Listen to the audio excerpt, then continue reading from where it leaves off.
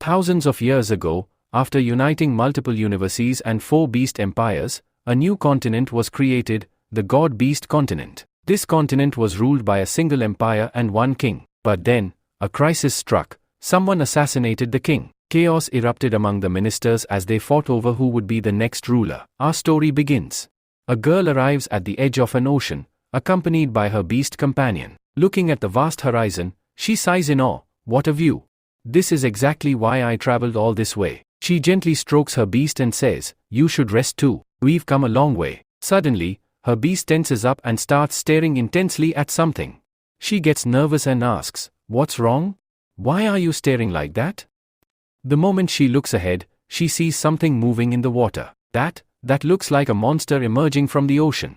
"We need to get out of here, fast," she shouts. Just then, a massive object rises from the sea. It looks like a giant turtle, but what's shocking is that an entire island is built on its back. Seeing this, her fear fades away. "Wait, this isn't a monster, it's a massive boat," she exclaims. This boat is unlike anything she has ever seen, equipped with advanced machinery and powerful weapons. As it approaches the shore, a man in the distance spots it and gasps, "That's the prince's boat. This means, Prince Lu Juwen has returned." The man immediately starts beating a drum, a signal to announce the prince's arrival. Within moments, the entire city hears the news, and excitement spreads like wildfire. Inside the boat, Lu Juwen looks troubled. "Father, I've returned. I know. I should have come back sooner," he murmurs to himself. Just then, a voice speaks from behind him. "Lu Juwen, have we arrived?" He replies, "Yes, this is my hometown, Dongchan. But it's not the same anymore." As Lu Juwen steps off the boat, a group of people is already waiting to welcome him. The moment they see him, they all bow their heads in respect. At the front stands elder son. Lu Juwen walks up to him and says, "I know everything now." Elder son nods solemnly. "Yes, it's terrible news. Our king has been murdered. This all happened because of me. We are neither strong enough nor capable enough to protect our king from that assassin. That assassin came like death itself. He launched a brutal attack, mercilessly killed the king, and escaped safely from there. So much time has passed, yet we haven't even been able to identify that killer, let alone punish him. That killer is still alive somewhere, roaming freely, and this is a great shame for us." Lu Juwen says, "Elder son, you don't need to blame yourself. All of this happened because of that killer. I promise you and our entire Dangchen that whoever ruthlessly killed my father and our king will be punished. Whether it's the king of heaven or Lucifer from hell, I will personally take him down. I won't rest until I fulfill this promise." Elder son continues, "This will all keep happening, but for now, it's time for you to enter the pathway of heaven. Only there will the stardust on your body and all the negative energies from your journey be cleansed." Hearing this, Lu Juwen agrees. After some time, he reaches a grand location where a massive statue of an ape stands, surrounded by towering pillars. The pathway of heaven is a special ritual consisting of 18 pillars. Each pillar represents a specific cultivation level. When a cultivator steps into this sacred water, the pillars emit light based on their cultivation energy. This light cleanses them of all curses and negative energy. As Lu Juwen steps into the water, the onlookers start whispering. When he left, he was at the 4th stage of pulsation. It's been 3 years? This time, the light emission should be much greater. But the very next moment, everyone is shocked. Only 2 pillars emit light. The crowd erupts in chaos. What? His cultivation should have progressed, but it's actually regressed. Lu Juwen has no answer. He looks at elder son and says, "I'll explain everything later. For now, just let things continue as they are. It's a long story that's better discussed another time." The crowd's gossip grows louder. This guy must have been enjoying life for the past 3 years. He didn't focus on his training at all, which is why his cultivation level has dropped. While our king was risking his life, this guy was out having fun. He doesn't deserve to be called a prince. Hearing all this, Lu Juwen feels hurt, but he remains silent. Suddenly, 2 figures arrive, Yan Fang and Yu Jiao. Yan Fang laughs and says, "Did we come here to witness this garbage? After such a long journey, I expected a grand moment, but what did we get? Just 2 light pillars? Lu Juwen is way too weak. He doesn't even deserve the title of prince." Yu Jiao chuckles. "You rewrite, Yan Fang. When he left, he was at the 4th stage. Now, his level has dropped even further. I can't help but question his character now." Hearing this, the crowd bursts into laughter. This guy is supposed to be our future king? Impossible. He shouldn't be allowed to sit on the throne. Elder son finally loses his patience. "Yan Fang, you recrossing the line. If your father weren't our temporary king, I would have punished you right now. Remember, your father's throne can be taken away at any time, and then this very prince will take his place. Yanfang smirks. Oh, elder son, no need to scold me. This isn't happening because of me. Lu Juwen brought this upon himself. He can't even defend himself, he always needs lapdogs like you to protect him. Hearing this, Lu Juwen steps forward and says, Oh? And who's protecting you? Could it be your father, the very man you're talking about? Boom! Lu Juwen's single line shuts Yanfang up. His face turns red with anger, and he immediately rushes forward to attack Lu Juwen. Just then, a mysterious figure arrives and says, Master Lu Juwen, is someone trying to bother you here? Could it be this weird-faced guy right here? As soon as he sees him, Yanfang's anger disappears. Fear is clearly visible on his face, sweat starts dripping, and he begins thinking, he belongs to the Peng Empire. He must have been assigned to protect this prince. Just by looking at him, I can tell his cultivation level is at least equal to mine, or maybe even higher. I definitely can't fight him. I should avoid this situation.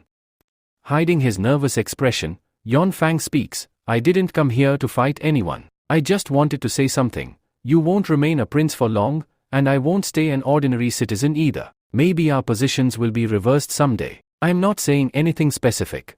Oh, and one more thing. I'm about to complete my cultivation and reach the heavenly fuse stage. Hearing this, elder son is shocked. How is this possible? He just advanced beyond the divine soul stage a month ago. If he truly breaks through to the next stage in such a short time, it will be a major problem for us. With this thought, elder son starts talking to Lu Juwen. Meanwhile, Yanfang and Vayu Jiao leave the place. After they leave, Lu Juwen's bodyguard walks up to him and says, That guy was weird. I felt like picking him up and throwing him into the sea, where the monsters would eat him alive. Lu Juwen laughs and replies, No, he's not that bad. He's about to reach the heavenly fuse stage soon. His cultivation is impressive, and I have a feeling he might become useful to us in the future. Anyway, elder son, you know where we have to go next, right? Elder son nods and says, Yes, I know. Your transportation has been arranged, and all other preparations are complete. We will soon depart for Heaven Path City. Just as he says this, a beast arrives and lets out a loud roar. Water splashes from its far and lands directly on elder son and Lu Juwen's faces. Immediately after, a girl, who owns the beast, arrives. She looks straight at Lu Juwen and says, You are the owner of that boat, right? I want to buy it. It's an amazing boat. You can ask for anything in exchange. Hearing this, Lu Juwen's bodyguard quickly steps forward and says, No, that boat is not for sale. Hearing this, the girl looks a little disappointed and starts walking away. Meanwhile, elder son leans toward Lu Juwen and whispers, Prince Lu Juwen, you do realize something, right? If Yanfang reaches the heavenly state before you and manages another breakthrough, things will become even more difficult for you. Everyone will start believing him, and he could easily manipulate the people there. Elder son keeps talking, but Lu Juwen's attention is on the girl. He starts thinking, this girl seems different. She doesn't belong to our empire. There's something strange about her. I need to keep an eye on her. Then, Lu Juwen notices her staff. This must belong to the northern region. People from the Sky Wolf Empire often carry staffs like this, and judging by its worn-out condition, it looks really old, which means she's been using it for a long time. She must know how to wield it properly. Meanwhile, the girl is also thinking to herself, people here are so strange and arrogant. That bodyguard rejected me in just one word. He could have refused politely or even said, yes, what would they have lost? That boat was amazing. I really wanted it. Then, she remembers her sister's warning. The people here are extremely arrogant. They have no problem rejecting anything outright. She sighs and thinks, they rejected me so bluntly. Now I don't feel like staying here. Seokai, where are you? Let's leave this place.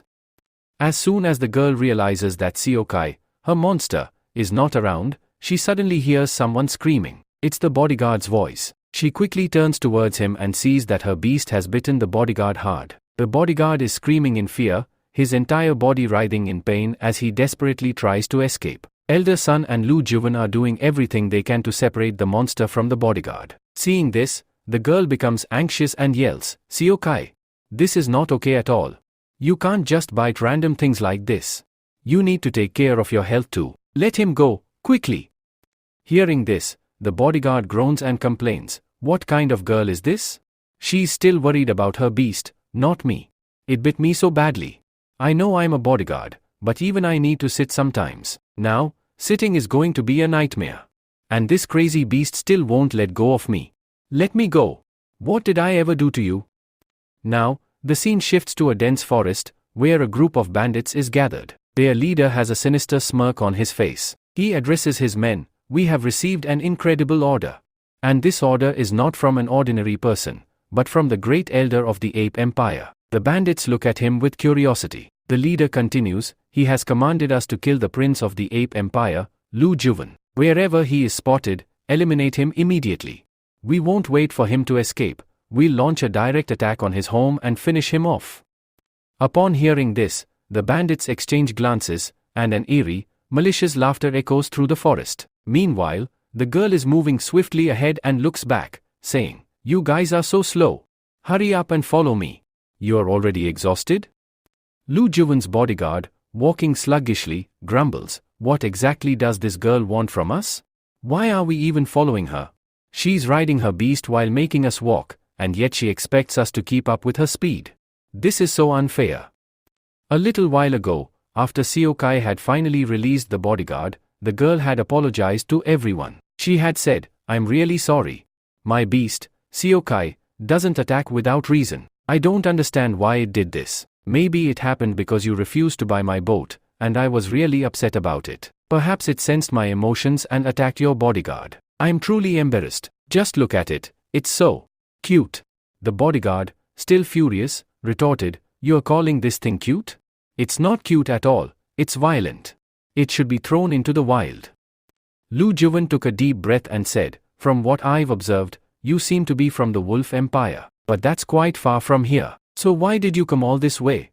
Hearing this, the girl pulled out a pendant and showed it to Lu Juven, saying, "I am an envoy from the Wolf Empire, and I came to your empire with a very important purpose. I was supposed to deliver my message to your king, but by the time I arrived, I found out that he had already passed away. So, I first attended his funeral." She paused for a moment, then smiled and said, "By the way, I haven't told you my name. I am Xiao Tao. Some people also know me as Jamaya, so you can call me whatever you prefer. By the way, who are you?"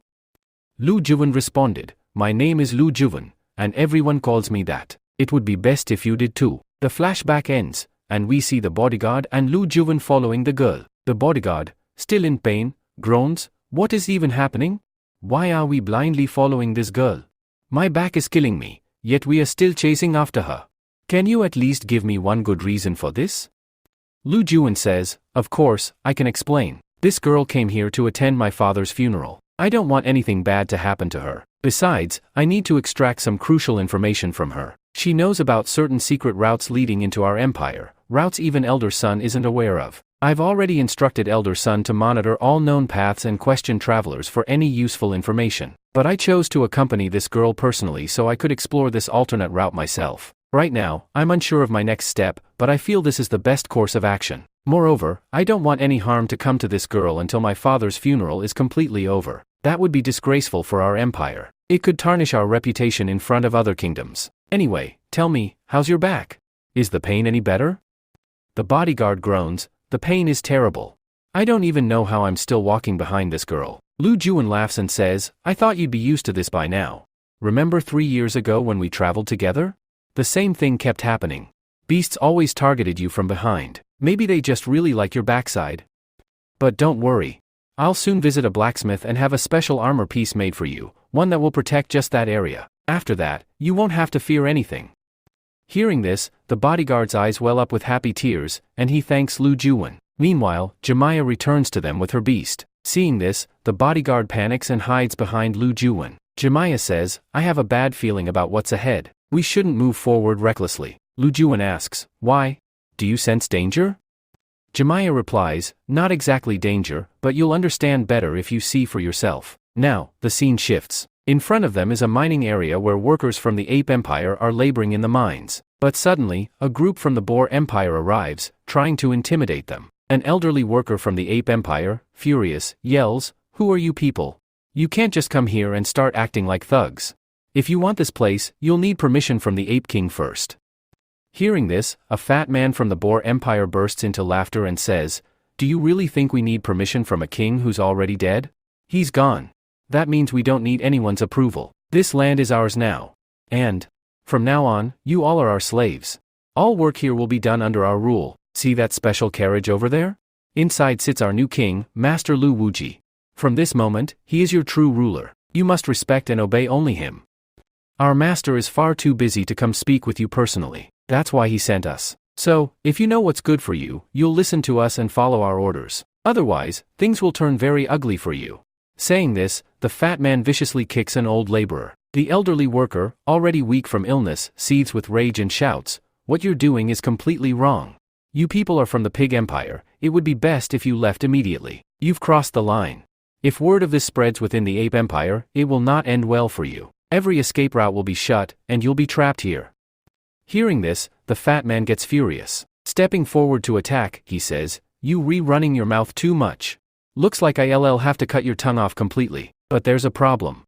I have this big sword, and you won't willingly give me your tongue. So, let's do this, I'll just cut off your entire neck instead. Not only will you die now, but everyone with you will also be killed. None of you will be able to escape from here. And if none of you can escape, then no news will reach the Empire either. No one will come to save you. So now, get ready to die." As he says this and begins his attack, suddenly, a burning chain appears out of nowhere. It flies straight toward his sword and wraps around it, stopping him from attacking. But this chain isn't just any ordinary weapon. It can move on its own. Because of this chain, all the people from the Boer Empire present there start getting killed one by one. The chain swiftly wraps around their bodies, and its speed and sharpness are so intense that it cuts straight through some soldiers. In just a single moment, they are all wiped out. Seeing this, all the miners from the Empire are left in shock. They can't understand where is this attack even coming from. Just then, a voice echoes, someone says, "You are all completely safe now. I have arrived." Everyone looks up to see that the voice belongs to Lu Wan, and he was the one who launched the chain attack. Lu Wan then calmly says, "Shrink." The moment he says this, all the chains retract back into his body and completely vanish. Then, Lu Wan walks up to the people and begins helping them, making sure they are okay. Just then, a girl named Jemiah arrives with her bodyguard and says, "Lu Wan, you really powerful. You finished them off so quickly." Lu Wan replies, "The job isn't complete yet. The real main target is still left." Suddenly, a loud roar echoes as someone shouts, "You killed some of my soldiers? Don't get too happy. They were just useless pawns, just like all of you." Right then, a massive, fat man, or monster, steps out of a carriage. His body radiates intense energy and strength. In his hand, he holds a special blade. As he walks toward Lu Wan, he casually strikes a nearby rock. The rock instantly shatters into tiny pieces. Then, he smirks and says, "It would be best for you to leave now. Did you see how easily I crushed that rock? If I strike you like that, your face won't survive. I will kill you completely. You still have one chance. You can leave. You just have to hand over this mine to me." Lu Wan responds, "Keep dreaming. This mine is never going to be yours. In fact, you won't be able to take a single stone from here." The fat man smirks, "So that means I'll have to kill you. I always ask for my enemy's name before I kill them. What's your name?" Lu Wan boldly states, "My name is Lu Wan." The fat man laughs, "Oh. So, you are Lu Wan? The next heir to the Empire King and the Prince of the Ape Empire. You came here to fight me yourself? I had heard a lot of praise about you, but ever since you returned, you've become quite weak, haven't you? Perhaps you don't know who I am. I am an envoy of the Boer Empire, and I have come to take control of this mine. My name is Luvugarg." Lu Wan smirks and says, "You do realize that an envoy is not allowed to enter another empire and cause harm in any way, right? But you still tried to do that. Then again, expecting civilized behavior from you is pointless because you belong to the Boer Empire. Everyone from the Boer Empire is the same. They attack others, try to seize their lands, and spread destruction everywhere. Honestly, your empire and your king, both are pathetic. Neither of them has any shame, and none of you understand the meaning of civilization." Luvu says, "If you think that by saying all this, you'll make me feel even a little bit ashamed and I'll just walk away, then you're completely wrong. It would be best for you to hand over all the mining stones here and leave peacefully. Let me confirm one thing for you, if I kill you, no one will come to save you. And no investigation will be conducted into your death, because your father is no longer alive, and there is no king among your relatives.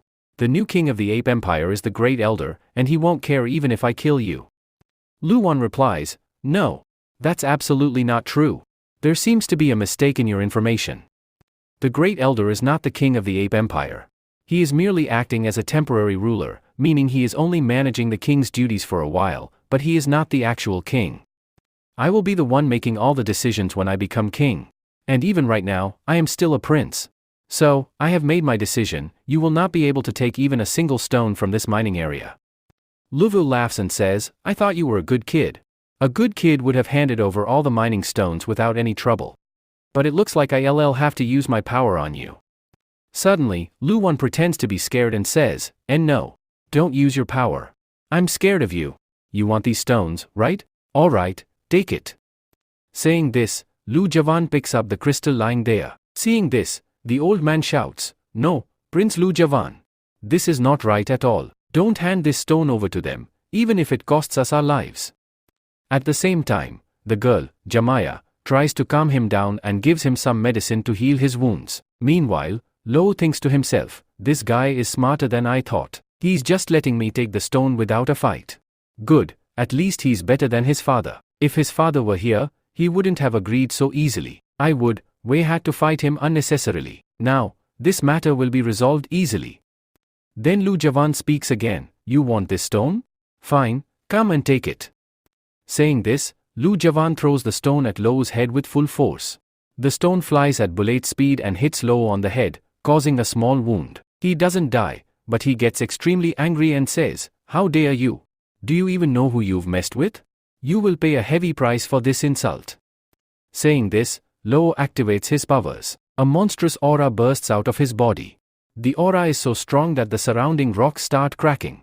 Seeing this, the old man exclaims, this guy is really strong. His sword skills are also extraordinary. At the same time, Lu Javan also begins to activate his power. Chains emerge from his body, and he declares, I am not afraid of you. Now, you, LLC what true power looks like. I'll end this fight with a single attack. Saying this, Lu Javan launches a powerful attack on Lo. The monstrous aura emerging from Lu Javan's body shocks Lo. He is so stunned that he fails to dodge the attack. As the chains strike his face, he is flung back and crashes into a rock. But Lo isn't as weak as Lu Javan thought. Even after crashing into the rock, he barely takes any damage. He smirks and says, You said you'd finish me in one attack. But look, I'm still standing. Now, watch how I attack. Saying this, Lo grabs Lu Javan's chains tightly and starts spinning them with great force. Suddenly, he pulls Lu Javan toward him with all his strength. As Lu Javan hurtles toward Lo at high speed, Lo readies his sword, preparing to slice him in two. But at the last moment, Lu Javan uses his instincts, dodging by leaping over Lo's head. He almost falls to the ground, but just then, a bodyguard arrives and catches him at the right moment. The bodyguard warns, this guy is stronger than we expected. When he arrived, I noticed that he had been suppressing his powers for a long time. That's why you thought his level was low, but in reality, he is at the sky-forming stage. You can't fight him directly. Hearing this, Lu Javan mutters, who is this guy? How did he figure out my real level? He thinks to himself, this is all because of this fight. In the heat of battle, I ended up using more power than I should have. Now, everyone knows my true level. But it doesn't matter. I'll make sure they all die, and no one will live to tell the tale. Just as Lu Javan prepares to attack Lo again, the bodyguard stops him and says, No, you won't fight. As long as I'm here, I'll handle this battle. Saying this, the bodyguard starts activating his power. A blue energy begins to surge out of his body. Seeing this, Lo starts thinking, I know this guy well. He definitely belongs to the Peng Empire. The Peng Empire and the Ape Empire have a strong friendship. The Peng Empire often lends its bodyguards to the Ape Empire. And I remember that the Queen of the Ape Empire assigned the strongest soldier from the Peng Empire to protect her son. This must be him. I need to finish this fight within 1 or 2 attacks, otherwise, his stamina is way higher than mine. I won't be able to use large-scale attacks in this fight. Saying this, Lo activates another skill, the 3-killing sword technique. This technique launches 3 consecutive blade slashes, each infused with a different elemental power. As Lo prepares his first attack, a massive slash wave appears before him. The moment he swings his sword, the slash wave surges forward. In response, the bodyguard activates his own skill, summoning a blue dragon behind him. Both attacks charge toward each other at high speed and collide. Their powers are perfectly equal. The clash results in both attacks cancelling each other out and vanishing. But Lo already had a plan B in place. He quickly notices Jemaya standing behind them. He also knows that apart from this bodyguard, none of the others around can stop his attack. With this in mind, he swiftly fires his second slash toward Jemaya. This slash is just as massive as the previous one. As soon as Jemaya sees it, she panics. But at that very moment, her beast leaps in between and catches the slash wave with its powerful teeth, stopping it completely. Jemaya glares at Lo and says, "Did you think attacking me out of nowhere would make you win? That won't happen. We know very well that your empire belongs to traitors who don't even know how to fight properly." Lo thinks to himself, what just happened? This girl can fight too? She stopped my attack. Now how am I supposed to continue this fight? Then, his eyes fall on Jemaya's staff. The moment he sees it, he realizes she belongs to the wolf empire. His gaze then shifts to her wolf companion. But this wasn't just any normal wolf, it was the wolf spirit king. Seeing this, Lo's thoughts race. Fighting against this girl and her wolf is completely impossible for me. I better switch sides quickly, or I'll be destroyed here. All three of them are insanely strong. Defeating even one of them is impossible for me. Even if I manage to kill one, the other two will tear me apart. So, I need to find a way to negotiate peace. After thinking this through, Lo raises his hands in surrender and says, "When I came here, I didn't know I'd have to fight not just the App Empire, but also the Wolf Empire and the Peng Empire. We can't go to war against these three empires, so I am withdrawing from this battle. Please, whatever I said earlier, whether I insulted you or spoke arrogantly, forget it. Consider it my ignorance and let me leave peacefully." Lu Jawan, furious, shouts, "No. This is not fair at all. Now that you, re-losing, you, re-pretending to surrender and run away? Just moments ago, you were threatening us non-stop, and now you are suddenly acting all respectful? That's not happening. We won't let you leave just like that." Lo calmly replies, "You are the prince of the App Empire. Would it really look good for you to attack someone who has already surrendered? Look, I have completely surrendered and am leaving. If you attack me now, it will tarnish your empire's reputation and your own honor." Saying this, Lo dashes toward his chariot. He just played a brilliant move with his words. Lu Jawan no longer has the courage to attack Lo. He lets him go peacefully. As Lo is leaving, he turns to Jemaya and says, "Lady of the Wolf Empire, now I have witnessed your power. Your strength is incredible. I would love for you to join us in the Boar Empire. There, you will be given great respect." Jemaya responds, "Respect from people like you? That's impossible." She firmly refuses while biting her tongue in defiance. Lo makes a small gesture toward his chariot, pulled by boars. As soon as he does, the boars start running, but escaping won't be that easy. Jemaya's wolf companion is right there with her. It quickly attacks one of the boars, biting it from behind. The boar panics and starts running wildly. However, Lo somehow manages to escape with his chariot. Afterward, the bodyguard approaches the wolf and laughs, "Now that's what I call a proper bite. Well done." At the same time, Lu Jawan approaches Jemaya and thanks her for her help. Jemaya responds, "There's no need to say thank you. I simply don't like people who try to bully or harass others. Besides, you fought really well. Are you injured anywhere?" Lu Jawan replies, "No, nothing serious. I think we should keep moving forward. There's no need for treatment, I'm perfectly fine. And if anyone isn't fit, they'll become fit as we keep going." Meanwhile, on the other side of the jungle, somewhere deep in the jungle, Elder Sun has been captured. His hands are tied, and a group of bandits surrounds him. Their leader steps forward and demands, "Tell me, where is your prince, Lu Jawan?" Shifting away from the jungle, we now see a magnificent palace, filled with servants attending to their duties. In the middle of the palace, two men sit together. One of them is Yen Hong, the newly appointed king of the App Empire. He has taken the place of the former king temporarily. Beside him sits Gulen, the second elder of the App Empire. Gulen, smoking a cigar, casually remarks, "Lu Jawan should be arriving soon. It's about time for him to be here." Just then, a voice echoes through the hall, "I'm here." But this voice doesn't belong to Lu Jawan. It's Yuan Fan, the same guy who humiliated Lu Jawan in front of everyone before. Yuan Fan greets his father. Suddenly, Yen Hong remembers something and says, "We won't wait any longer. The time has come to bury the former king. We will take him away and bury him immediately." Gulen, shocked, protests, "Yen Hong, what are you saying? You can't do this.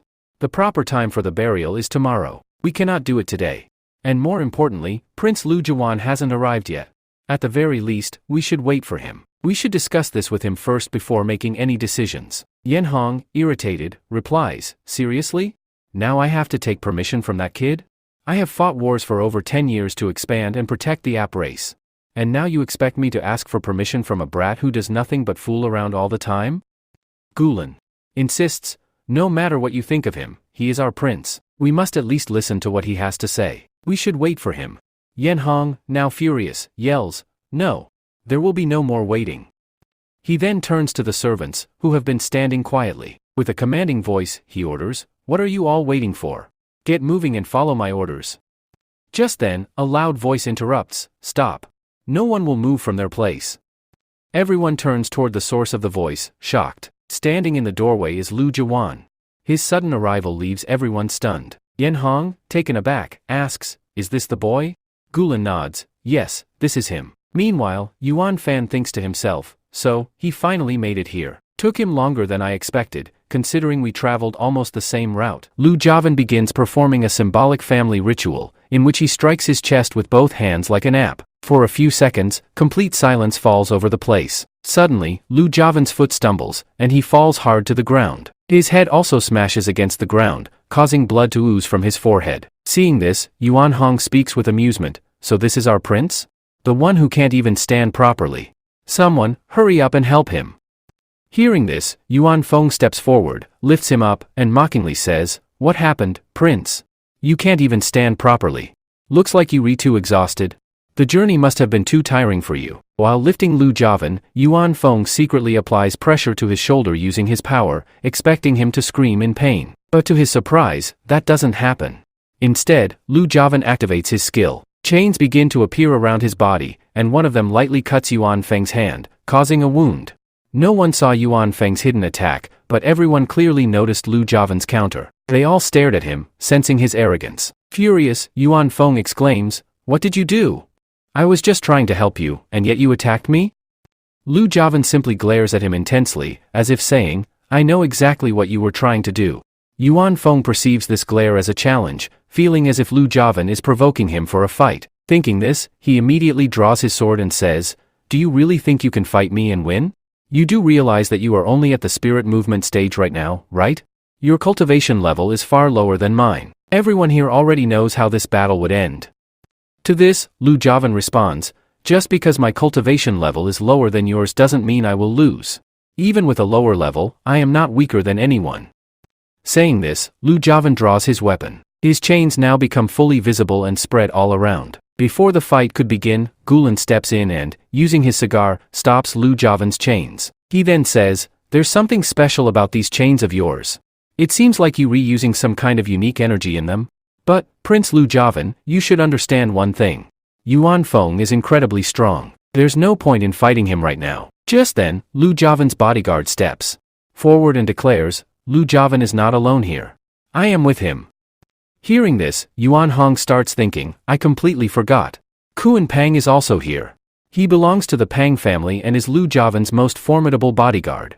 It was because of him that Lu Jiwan dared to set out on his 3-year journey without worrying about his safety. Fighting him will be quite difficult. With this revelation, everyone finally learns the name of this bodyguard, Kuan Pang. At that moment, Jemiah steps forward with her beast and says, Lu Jiwan is still not alone. I am with him as well. And besides, my beast is here to protect him too. If anyone tries to attack Lu Jiwan or his bodyguard, they'll have to fight us first. Gulen, a bit surprised, asks, and who are you? Yuan Hong recognizes her and thinks to himself, oh, this girl is here too. She must be from the Wolf Empire? Looks like Lu Jiwan's supporters in this empire are increasing rapidly. At that moment, Jemiah says, I have come from the northern region and belong to the Wolf Empire. My name is Jemiah, and I have an incredible offer for the Ape Empire. I am here as an envoy of the Wolf Empire. Hearing this, Yan Hong speaks up, this girl has a special staff. It holds an immense amount of energy. I don't understand how she ended up with this trash. And what's the relationship between these two? Why are they together? After thinking for a moment, he continues, I feel like the cold has increased a bit too much here. I am feeling unwell, so I will rest for a while. Saying this, Yuan Hong leaves. Immediately after, Ju Jio, the daughter of the second elder Golan, says, "Yes, I feel the same way. I should also go and rest." As she starts leaving, Gulen stops her and says, "You don't need to imitate the king at all. Stay right here. You are not going anywhere." Ju Jio responds, "There's no point in staying here. This boy is still here. He is nothing but trash. If we stand near this trash, our reputation will also be ruined. I'd say even you shouldn't stay here. Let's leave quickly." Suddenly, something happens to Gulen. He starts coughing violently. A handkerchief is brought to him, and it is seen that blood is flowing rapidly from his mouth. Lu Wan quickly rushes to support Gulen. Gulen says, "Prince, please don't take my daughter's words to heart. Even though you are our prince, she spoke such harsh words about you. I ask for your forgiveness and request that you never punish her for this." Saying this, Gulen starts coughing again. He then composes himself and continues, "I don't have much time left. I will die soon. I have only a little life left in me. Before I die, I want to see the man who killed our former king and put him in such a terrible state die himself. Moreover, I also want you to receive the same respect that our previous king had. You must sit on the throne and become the new king of the Ap's empire." Lu Wan replies, "Elder Gulen, I have great respect for you. I cannot ignore your words. I promise your daughter will never be punished, and I will also fulfill your wish. I will soon avenge my father's death and sit on the throne as the rightful king of Apps. But for now, your health is in a bad state. It would be best for you to go and rest. I will come to see you soon." Saying this, he asks Yuan Jio to take care of Gulen and then adds, "Do not make your father angry at all." After this, Yu Jio glares at Lu Wan and leaves with her father. As they exit, Yu Jio asks her father, "Father, what happened to you all of a sudden?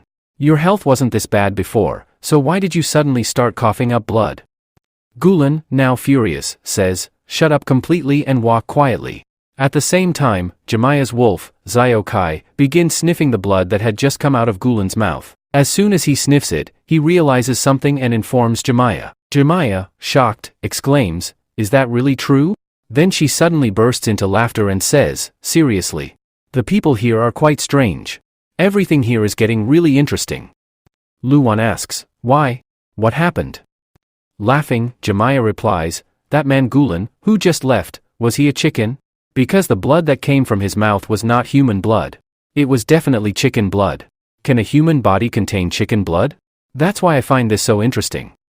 Hearing this, Lu Wan and Pan are both shocked and immediately realize that Gulen was just putting on an act. We now see a scene at Yuan Hong's mansion, where he is extremely angry. He slams his hand on a table and completely breaks it. On the other side, Elder Sun is lying unconscious, his body covered in wounds, surrounded by a group of thugs. The thugs inform Yuan how everything happened because of this Elder Sun. Because of him, that boy, Lu Wan, got that bodyguard. It was because of him that the last king assigned that bodyguard to him. Additionally, the girl from the Wolf Empire who is with Lu Wan is also here because of him. She has a hand in all of this. She's acting as a shield against us, which is making it hard to break through, and she's caused us significant damage. Yuan Hong responds, "So what? That boy's supporters came with him? We'll remove both of them from the picture or figure out a way to separate Lu Wan from them. And when the opportunity arises, we'll attack him and finish him once and for all. I've waited so long for this and shown so much patience, just a little longer. I'm ready to wait as long as it takes to become king, but my dream will come true. That boy will die, whether today or tomorrow." Some time later, we see that Lu Wan's father's body is being taken to be buried in a coffin. They're heading to a special garden called the EP Clean Burial Garden, where a special ceremony will take place. As the crowd arrives, King Yuan Hong's health begins to deteriorate again. He speaks, "As I mentioned earlier, it's gotten really cold here. Therefore, I will leave now. I will not attend the rest of the ceremony." Gulen says, "No. You can't leave now. According to the ceremony, the prince must open this gate. If he fails to do so, he'll be declared unworthy. But if he opens it, he will prove himself worthy. So you should stay at least until it's decided whether the prince can open the gate or not." Yuan Hong is pleased by this and says, "Really? This prince has enough power to open such a large gate alone? Come on, prince. Go ahead and open the gate and prove yourself worthy." Hearing this, Lu Wan moves toward the gate. At the same time, the warrior from the Wolf Empire, Lou, also appears at the ceremony. He laughs and says, "I don't think this boy has enough power to open the gate alone. Let's see how capable he really is."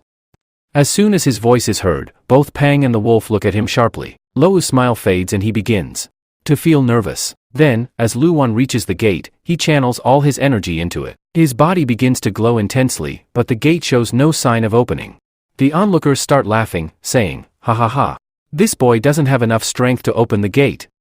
But then Lu Wan increases his power even more. Chains begin to emerge from his body. His energy becomes so overwhelming that the gate begins to open. Bang! In a single movement, the gate swings open. The onlookers are stunned. Afterward, Lu Wan uses his chains to grab his father's coffin and, alone, begins moving toward the inside. The others are left shocked, wondering, what's happening? Why is this boy entering alone? Why can't we all go in with him? This is the same question on Yuan Feng's mind. He says, this place looks magnificent and sacred. We should enter as well.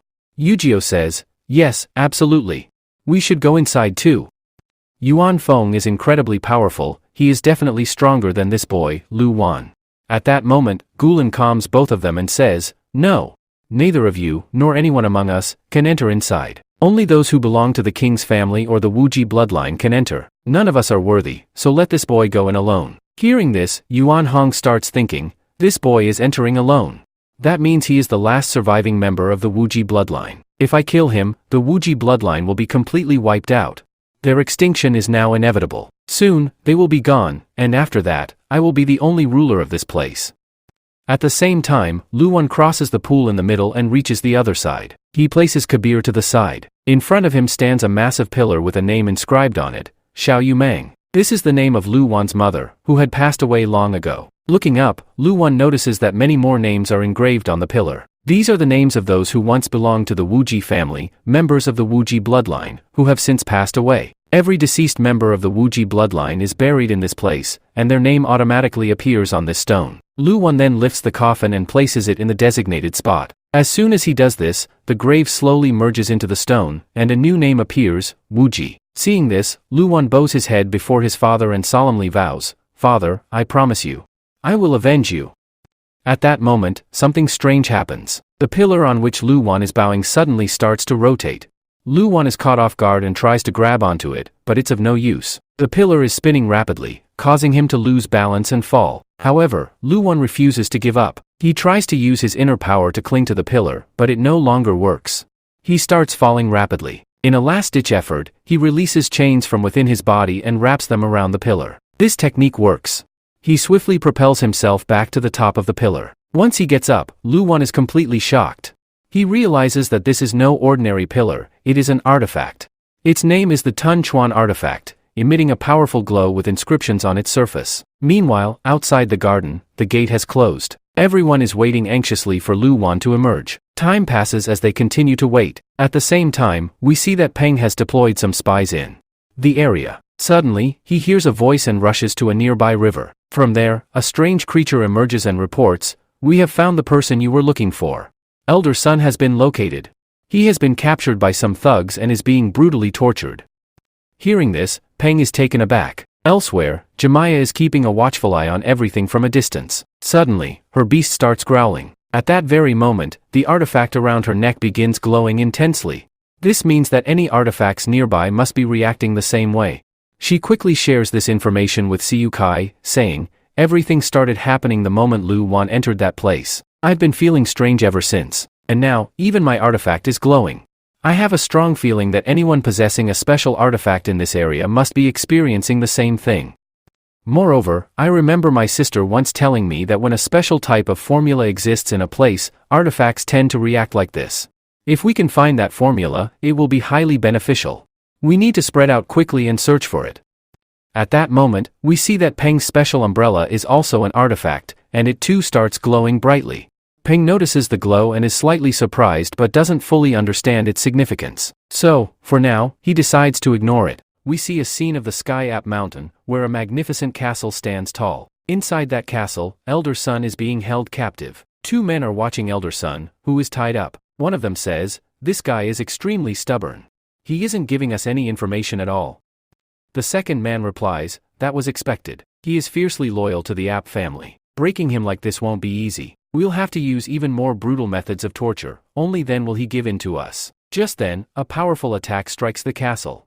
A lightning bolt crashes directly into the castle, followed by a massive explosion.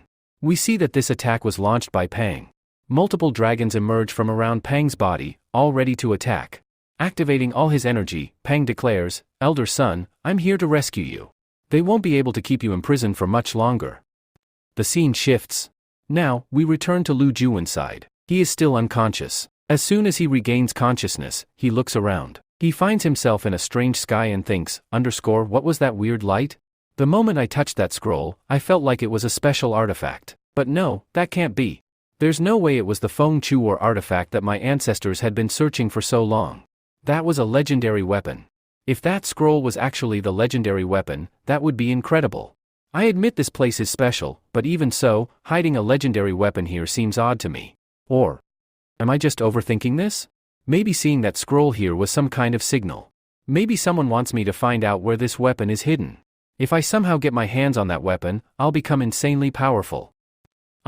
Just then, Lu Juwen hears a deep growl from behind him. He turns around, and standing there is a massive ape. The moment Lu Juwen lays eyes on it, he realizes that he is currently standing on the beast's hand.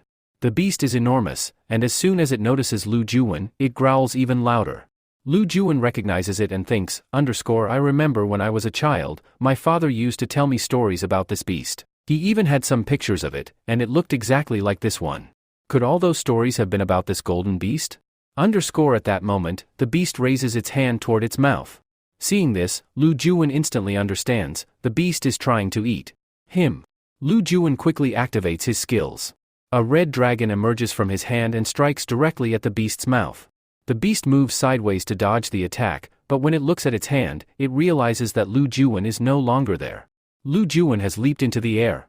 He immediately commands his dragon again, and the dragon wraps itself around the beast's neck. Then, Lu Juwen summons another dragon from his other hand. This one is a dark dragon. He sends it to attack the beast as well. The beast, however, grabs the dragon with its hand and slams it forcefully into the ground. Both the dragon and Lu Juwen crash onto the ground. The moment they hit the ground, the dragon vanishes, but Lu Juwen quickly gets back on his feet. Laughing, he says, I'm not defeated yet. This fight is far from over. I still have one more dragon. Just then, the beast grabs the dragon coiled around its neck and rips it into 2 pieces. It then stuffs the dragon's remains into its mouth and devours it brutally.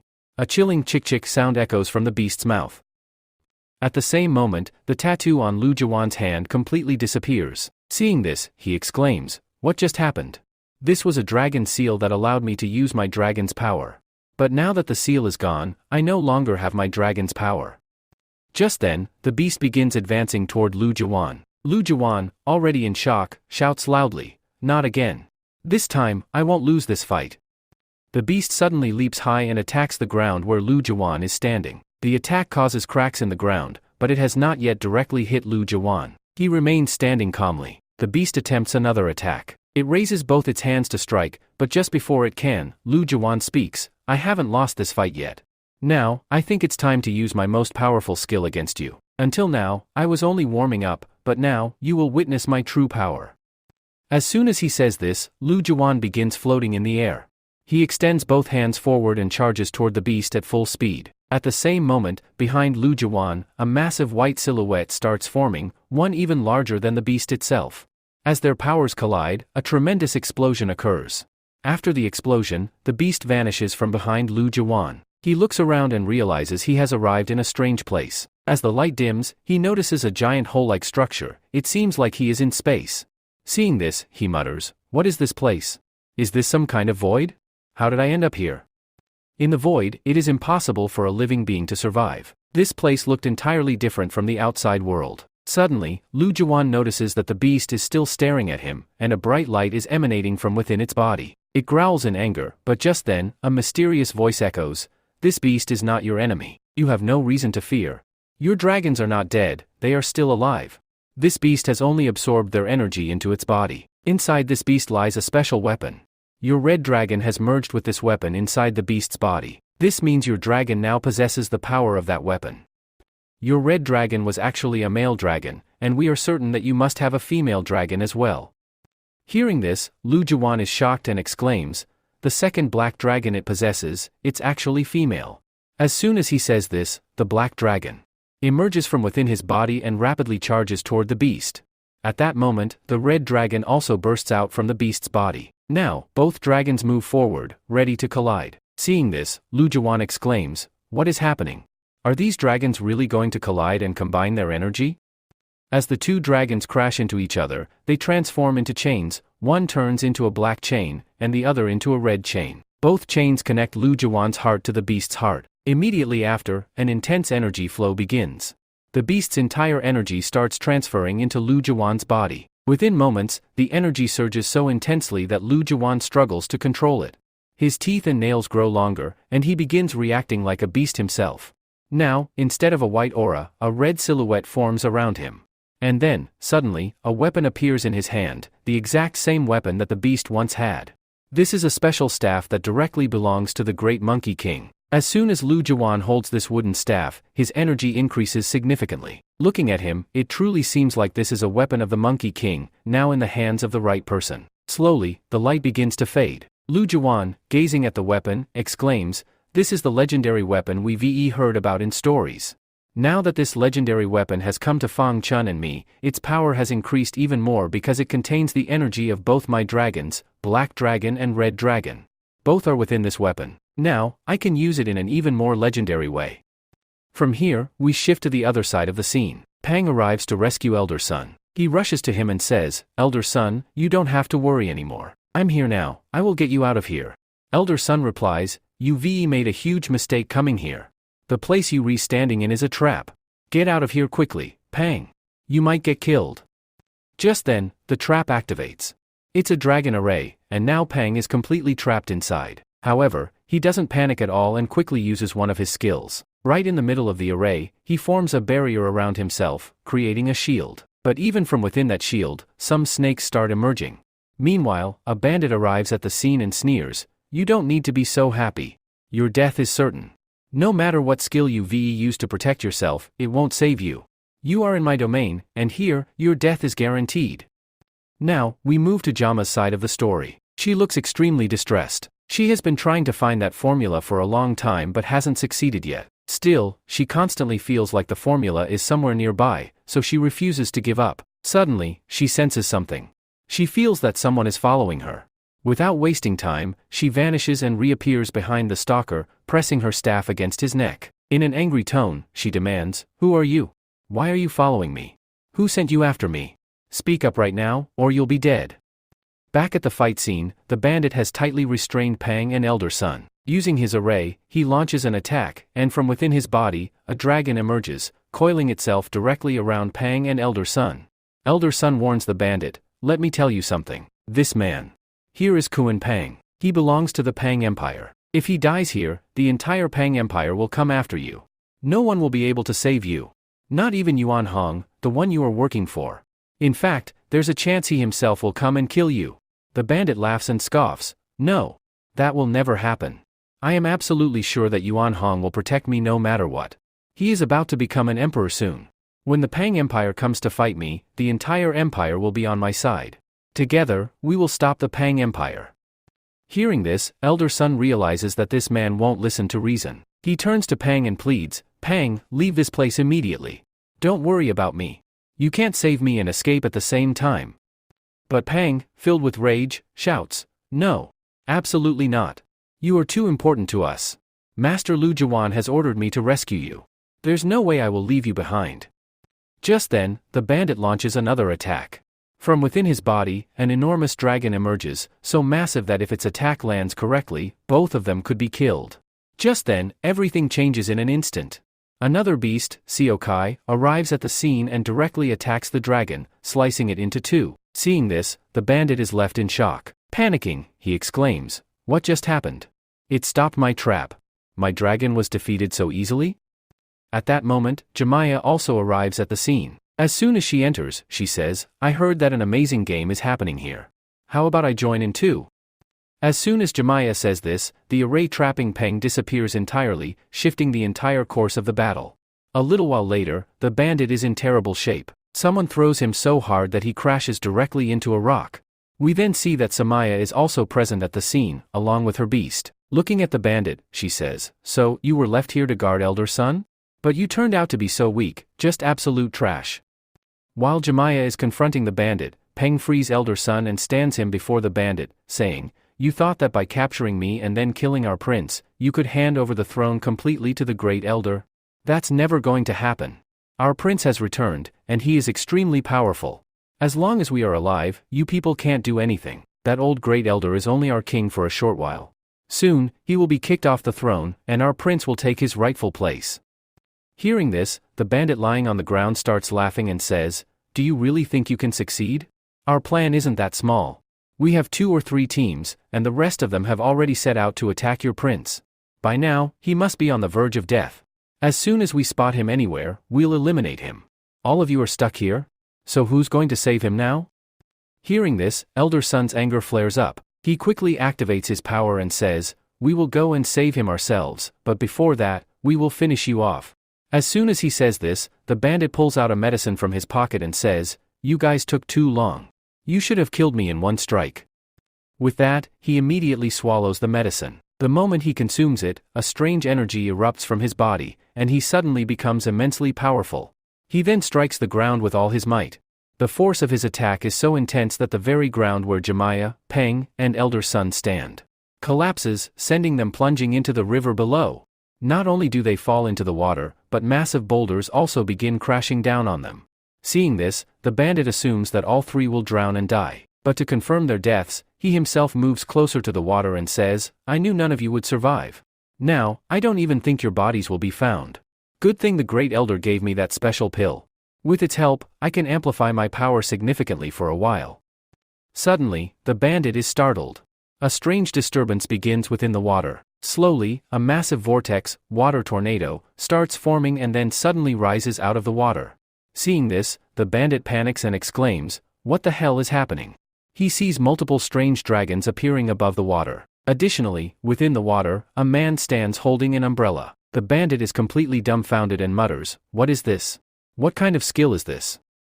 At that moment, Jemiah steps forward, laughing, and says, "This is a special skill. Perhaps you forgot that Peng is with us. And Peng belongs to an empire that exists entirely underwater.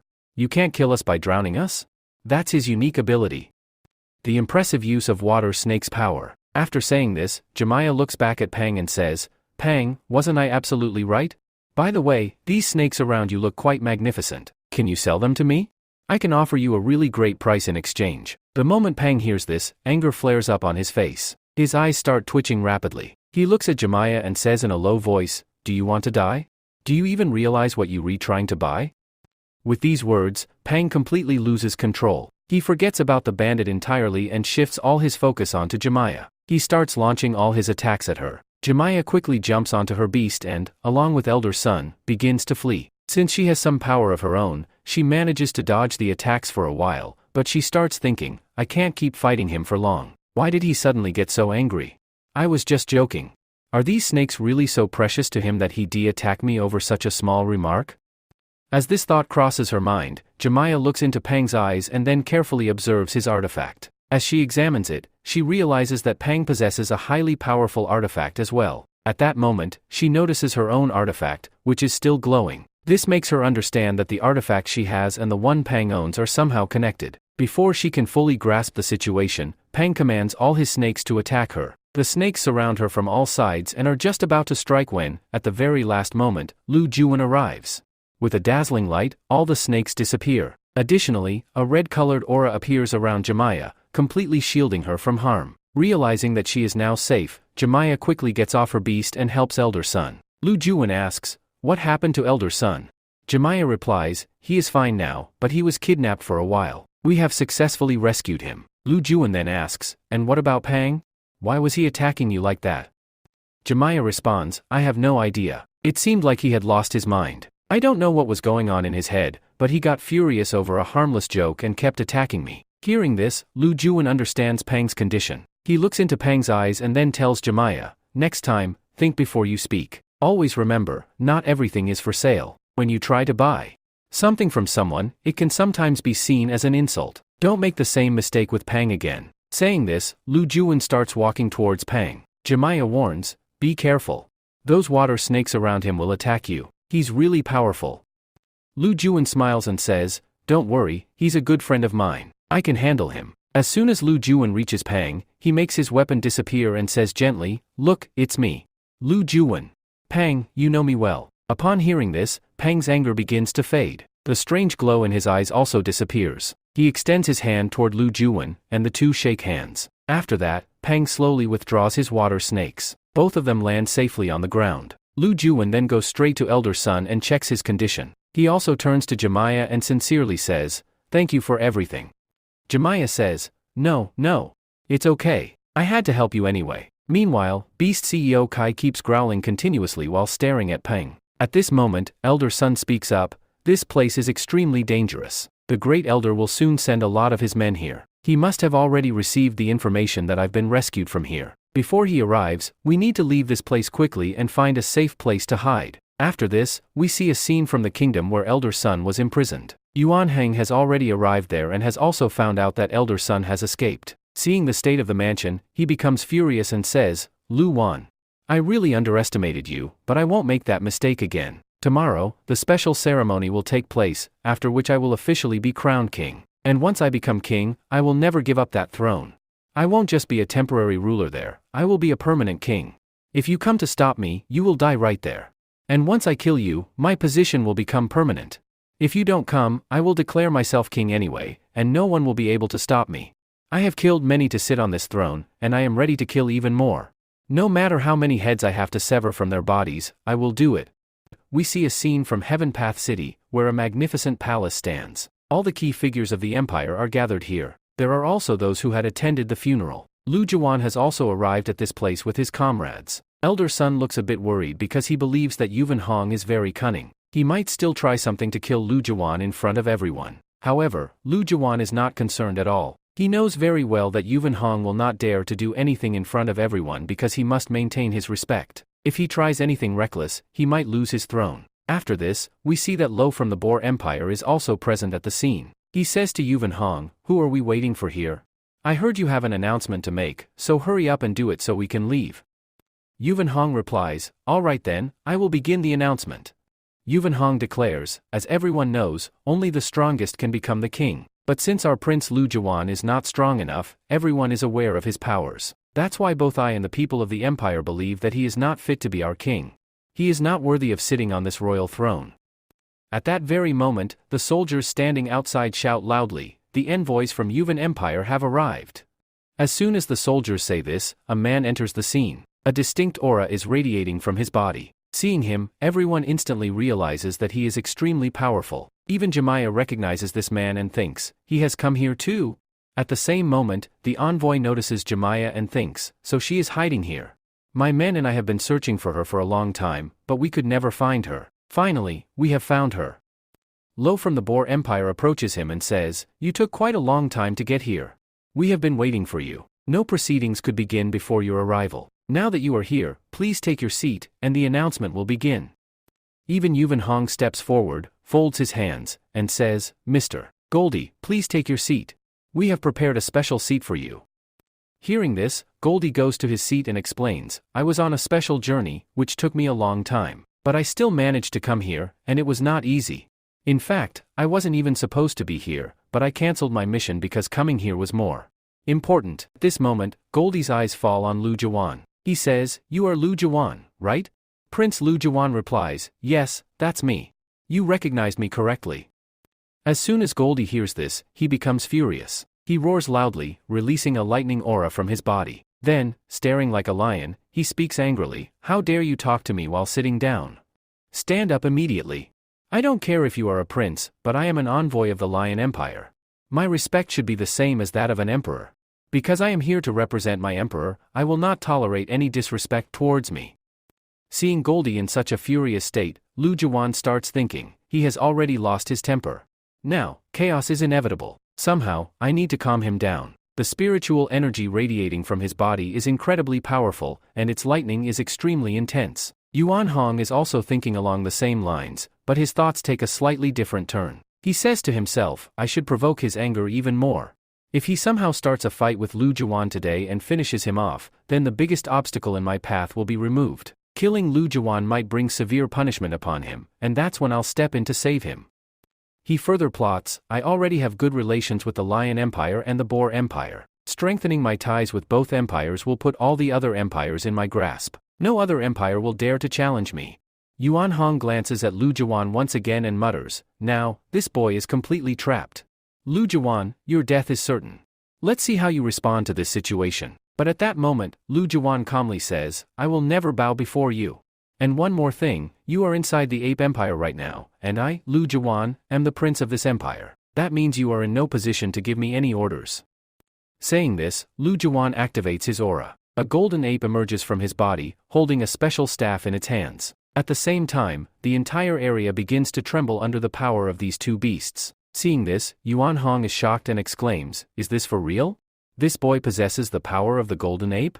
He is still so young, and his cultivation level is incredibly low. How did he acquire such a powerful beast strength? Lu Wu also observes and comments, he doesn't just have the golden beast's power, he also holds a special weapon. But I don't think this weapon truly belongs to him, it might only exist within his aura. At this moment, Gulan, sensing the situation escalating, plays his old trick once again. He starts coughing loudly. His daughter, Yuzio, begins overacting, pretending to help him. The moment Lu Juwan sees this, he immediately suppresses his aura. The golden ape shrinks back into his body, and Goldie also calms down. Then, Lu Juwan approaches Gulan and asks, Second Elder, are you alright? Gulan replies, Yes, I am fine, but the massive amount of spiritual energy gathered here overwhelmed my body. Since I am old now, I can no longer handle such intense energy. But the golden ape you summoned with your energy left us all in complete shock. Looking at Great Elder Yuan Hong, Gulan continues, You saw his power yourself. Just a moment ago, you said his power was too weak, but I believe he is strong enough to sit on our king's throne. The golden ape he possesses is extraordinary, a privilege only the best cultivators have. Yuan Hong nods in agreement and says, Yes, you are right. His power is impressive. But still, he has one flaw, he is not pure-blooded. He does not fully belong to our ape empire. Hearing this, Elder Sun becomes furious. He roars, What nonsense! This is utter rubbish. Such talk has no place here. Everyone present, and even the people of our empire, know that he is the son of our former king. No one can deny this fact. If anyone dares to challenge this, step forward, and I will cut off their head. Yuan Hong, remaining calm, replies, Elder Sun, calm down. I am not denying that he is our former king's son, but what I am saying is that his mother did not belong to the ape empire. We know nothing about her background. That is why I say he is not of pure blood. At that moment, Elder Gulan steps between the two and says, I feel like the atmosphere here has become too heated. So, to calm things down, I want to say that I have a solution. We will use the same solution that has always been used. If this boy, Lu Yuan, wants to become our king, he must enter the ancient training tower. There, he will undergo cultivation training and prove that he is worthy of becoming king. To qualify, he must rank among the top 10 cultivators in that tower. If he manages to get into the top 10, we will acknowledge that he has the potential to be our king. However, if Prince Lu Yuan fails, he must renounce the throne forever. He will never be accepted as our king, and it will be declared that he is unfit for the throne. Yuan Hong responds, Second Elder, you have spoken wisely. We completely respect your decision and accept it. This method will be followed. However, there is still one issue. Does our prince truly have the courage to enter that tower? Lu Yuan smirks and declares, The top 10? That's too easy. I can get into the top 10 effortlessly. I, Lu Yuan, the prince of the empire and the future king, accept the challenge of entering the ancient training tower. And I vow that I will not only enter the tower but also secure the first position and claim my rightful place on the throne with my own strength. I will prove that no one can be a better king than me. I will become a true emperor. Upon hearing this, Yuan Feng's lips curl into a slight smile. He thinks to himself, Boy, we accepted the challenge of entering the tower, but I will ensure that you don't last long inside. Either you'll be forced to flee from the tower, or you'll meet your end inside it. The scene shifts, and we are now in a distant place known as White Tiger Palace. It is a magnificent palace where a young boy is seen wandering around. In his hands, he holds a chicken and an egg. This boy's name is Bucky, and he is the master of this palace. While looking around, he mutters to himself, Where has everyone gone? We've been searching for them for a long time, but I can't find anyone. After a moment, he starts running around the palace in frustration. The scene shifts again. We now see another part of the palace, where an old man knocks on a door and then opens it himself. Inside, a group of people is hiding. Seeing the old man, the hidden individuals panic and whisper, Please stay quiet. If he finds out, he will come here immediately. There is no space left to hide. Go somewhere else. The old man pleads, Please, don't do this. Let me in too. If he finds me outside, he will chase me down. Just make a little space, and I'll squeeze in somehow. Desperate, the old man forces his way in despite the protests of the others. Just then Bucky arrives at the spot. Looking around, he realizes that the room is completely packed. The people inside struggle to remain hidden, but the moment doesn't last long. Suddenly, the door bursts open, and two people tumble out. One of them is the old man. Bucky's eyes light up as he sees them. With a big smile, he exclaims, "So, you were all hiding here? I've been searching for you guys for so long. I have a very important question for all of you. Please answer it for me." Upon hearing this, everyone starts panicking. They frantically run around, shouting, "Oh no, not again. He has another question for us. We are not in a condition to answer anything. Run before he asks us the question." After saying this, everyone runs away from there, but the old man, because he is very old, is unable to escape. And then he has to face this boy, Bucky. Bucky approaches him and says, "Head elder, I have a question for you. Are you ready for it?" The old man doesn't respond, he starts sweating. Bucky says, "I knew it." You would nod your head in agreement. "Now, quickly listen to my question. Tell me, what came first, the chicken or the egg?" Without thinking too much, the elder replies, "Egg." Bucky responds, "No. That's not the correct answer. Then tell me, where did the egg come from?" After hearing this, the head elder has no answer. Seeing this, Bucky starts speaking, "What just happened? Even our head elder doesn't have an answer to this question. Now where will I find the answer?" The elder replies, "I know a place where you can find answers to all your questions." As soon as he says this, the old man starts planning to get rid of the boy. Hearing the elder's words, Bucky becomes happy. And he starts saying, "Tell me, what is that place where I can find answers to my questions?"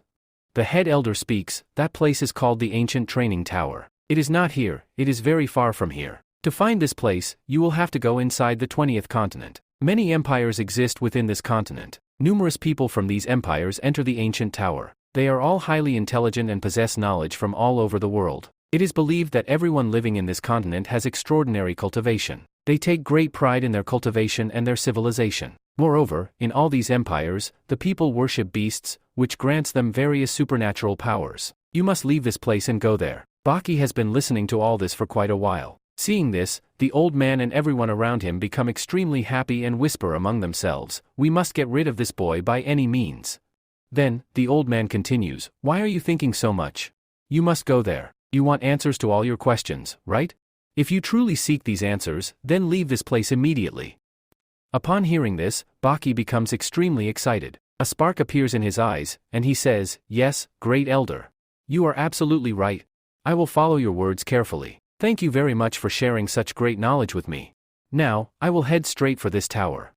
No matter how far this great training tower is, my journey will only end once I reach it. Training tower, I am coming." In the next day's scene, Bucky has fully prepared to leave this place. Everyone gathers to bid him farewell. The old man approaches Bucky and says, "Bucky, you are leaving now. The time you spent with us was truly amazing. But now, I want to tell you something. You are going to a place where people are different, the empire is different, and they follow a different civilization. So, you must ensure that our respect is upheld there. Remember this well, within those empires, the entire honor of the White Tiger Empire will be in your hands. They will judge us based on you. And one more thing, it is possible that you may encounter many cultivators from the Golden Lion Empire inside the training tower. The Golden Lion Empire is our biggest enemy. Their cultivators frequently attack us. Every time, we fight them off and drive them away, but now, battling them has become much more difficult. Their confidence has increased tremendously. They believe that we are weak. That is why, inside the training tower, you must prove that you are strong. You must showcase your abilities in front of everyone. No matter what, you have to reach the first rank in the training tower. That should be your goal. Once you achieve the first rank, it will prove to everyone that the White Tiger Empire's cultivators are exceptional." Bucky responds, "Yes, absolutely. I will do my best to reach first place there. But there's a small problem. I am not strong at all. I have cultivated purely based on my intelligence. My mind works fast, but I can't fight. Is it possible for me to achieve the first rank in the tower just by using my intelligence?" Hearing this, the old man's expectations from Bucky shatter completely. He speaks loudly, "Do whatever you wish, just give it your best. That is enough. Now, for now, set out for your journey." After hearing this, Bucky starts his journey. Seeing him leave, his companions and the people around begin to shed fake tears. Watching this, Bucky says while leaving, "Wait for me. I will return soon. If you all act like this, leaving here will become really difficult for me. As soon as he says this, everyone's tears immediately dry up. And just as Baki passes by them, all of them lift the old elder onto their shoulders and start tossing him into the air, cheering excitedly. They say, "You did it. Finally, this boy has left. We have sent one of our biggest problems to those people. Now he will trouble them instead. Great elder, you are amazing. You have done a fantastic job." After this, we see Baki again, who has set out on a very long journey on foot. Moving forward with full enthusiasm, he says, "Great training tower, look. Do you see who's coming your way? Every step I take is toward you. Be fully prepared to welcome me. Once I arrive, you will completely change. I will change everything and achieve first rank no matter what. I will prove that my intelligence works faster than anyone's strength." From here, we see the Great Frog Empire. A cultivator from here has also set out toward the Great Training Tower. He is fully prepared to embark on his journey. Two of his companions look at him and say, "You have to perform exceptionally well inside the Great Training Tower. We have full faith in you." After this, we see Chikkal Daita. She is a girl named Yunuwu. While heading there, she says, "I make a promise to my entire empire. I, Yunuwu, will etch my name forever inside the Great Training Tower. Everyone will witness the power of the forest. Besides that, they will also understand why I am the master of the forest. Yuan Bing, I am coming straight for you. You defeated me once, but now I will defeat you and settle this score." After saying this, she starts walking swiftly and covers a great distance. With this, her long journey begins. Now, we see the Python Empire. It is also located deep within the jungles. It is an enormous rainforest where a massive snake is coiled around a tree. On its head sits a Terratator, who looks ahead and says, "It has now been decided. We will enter the training tower and make our name known there. All cultivators, step aside. I am coming." With this, the identity of this cultivator remains unknown, but the name of his snake is revealed. It is called Sessi. The cultivator commands, "Sessi, let's move forward." As soon as he says this, the python sprouts wings and begins flying at high speed. With that, this unknown cultivator also sets off toward the training tower. Now, we see a scene from the southern region. Gazing at the endless oceans before him, he says, we heard that inside the ancient training tower, many powerful cultivators are gathering. It's been a long time since I fought a worthy cultivator. Maybe now I'll finally get the chance to fight someone who can't defeat me. If that doesn't happen, I will clear out the entire training tower by myself. Under the edge of my sword, all will be cut down. I possess the power of the mighty crane, and my name is Lu Fang. No one can stand against me." As he says this, two massive swords appear in his hands, and two wings emerge from his shoulders. With that, this cultivator also takes flight, beginning his journey. Next, we meet another remarkable cultivator who is incredibly powerful. He belongs to the Ice region and is part of the Wolf Empire. Here, a small battle is taking place. A massive wolf is attacking several cultivators, and at the same time, a countdown is running. Within just a few seconds, the wolf takes down all the cultivators with a single, devastating attack. All the cultivators are sent flying and crash to the ground. After this, the wolf returns to his normal form. At the same time, a human also transforms back into his normal form. Then, he looks at everyone and says, "All of you are way too weak. And you think you can enter the ancient tower? None of you are worthy."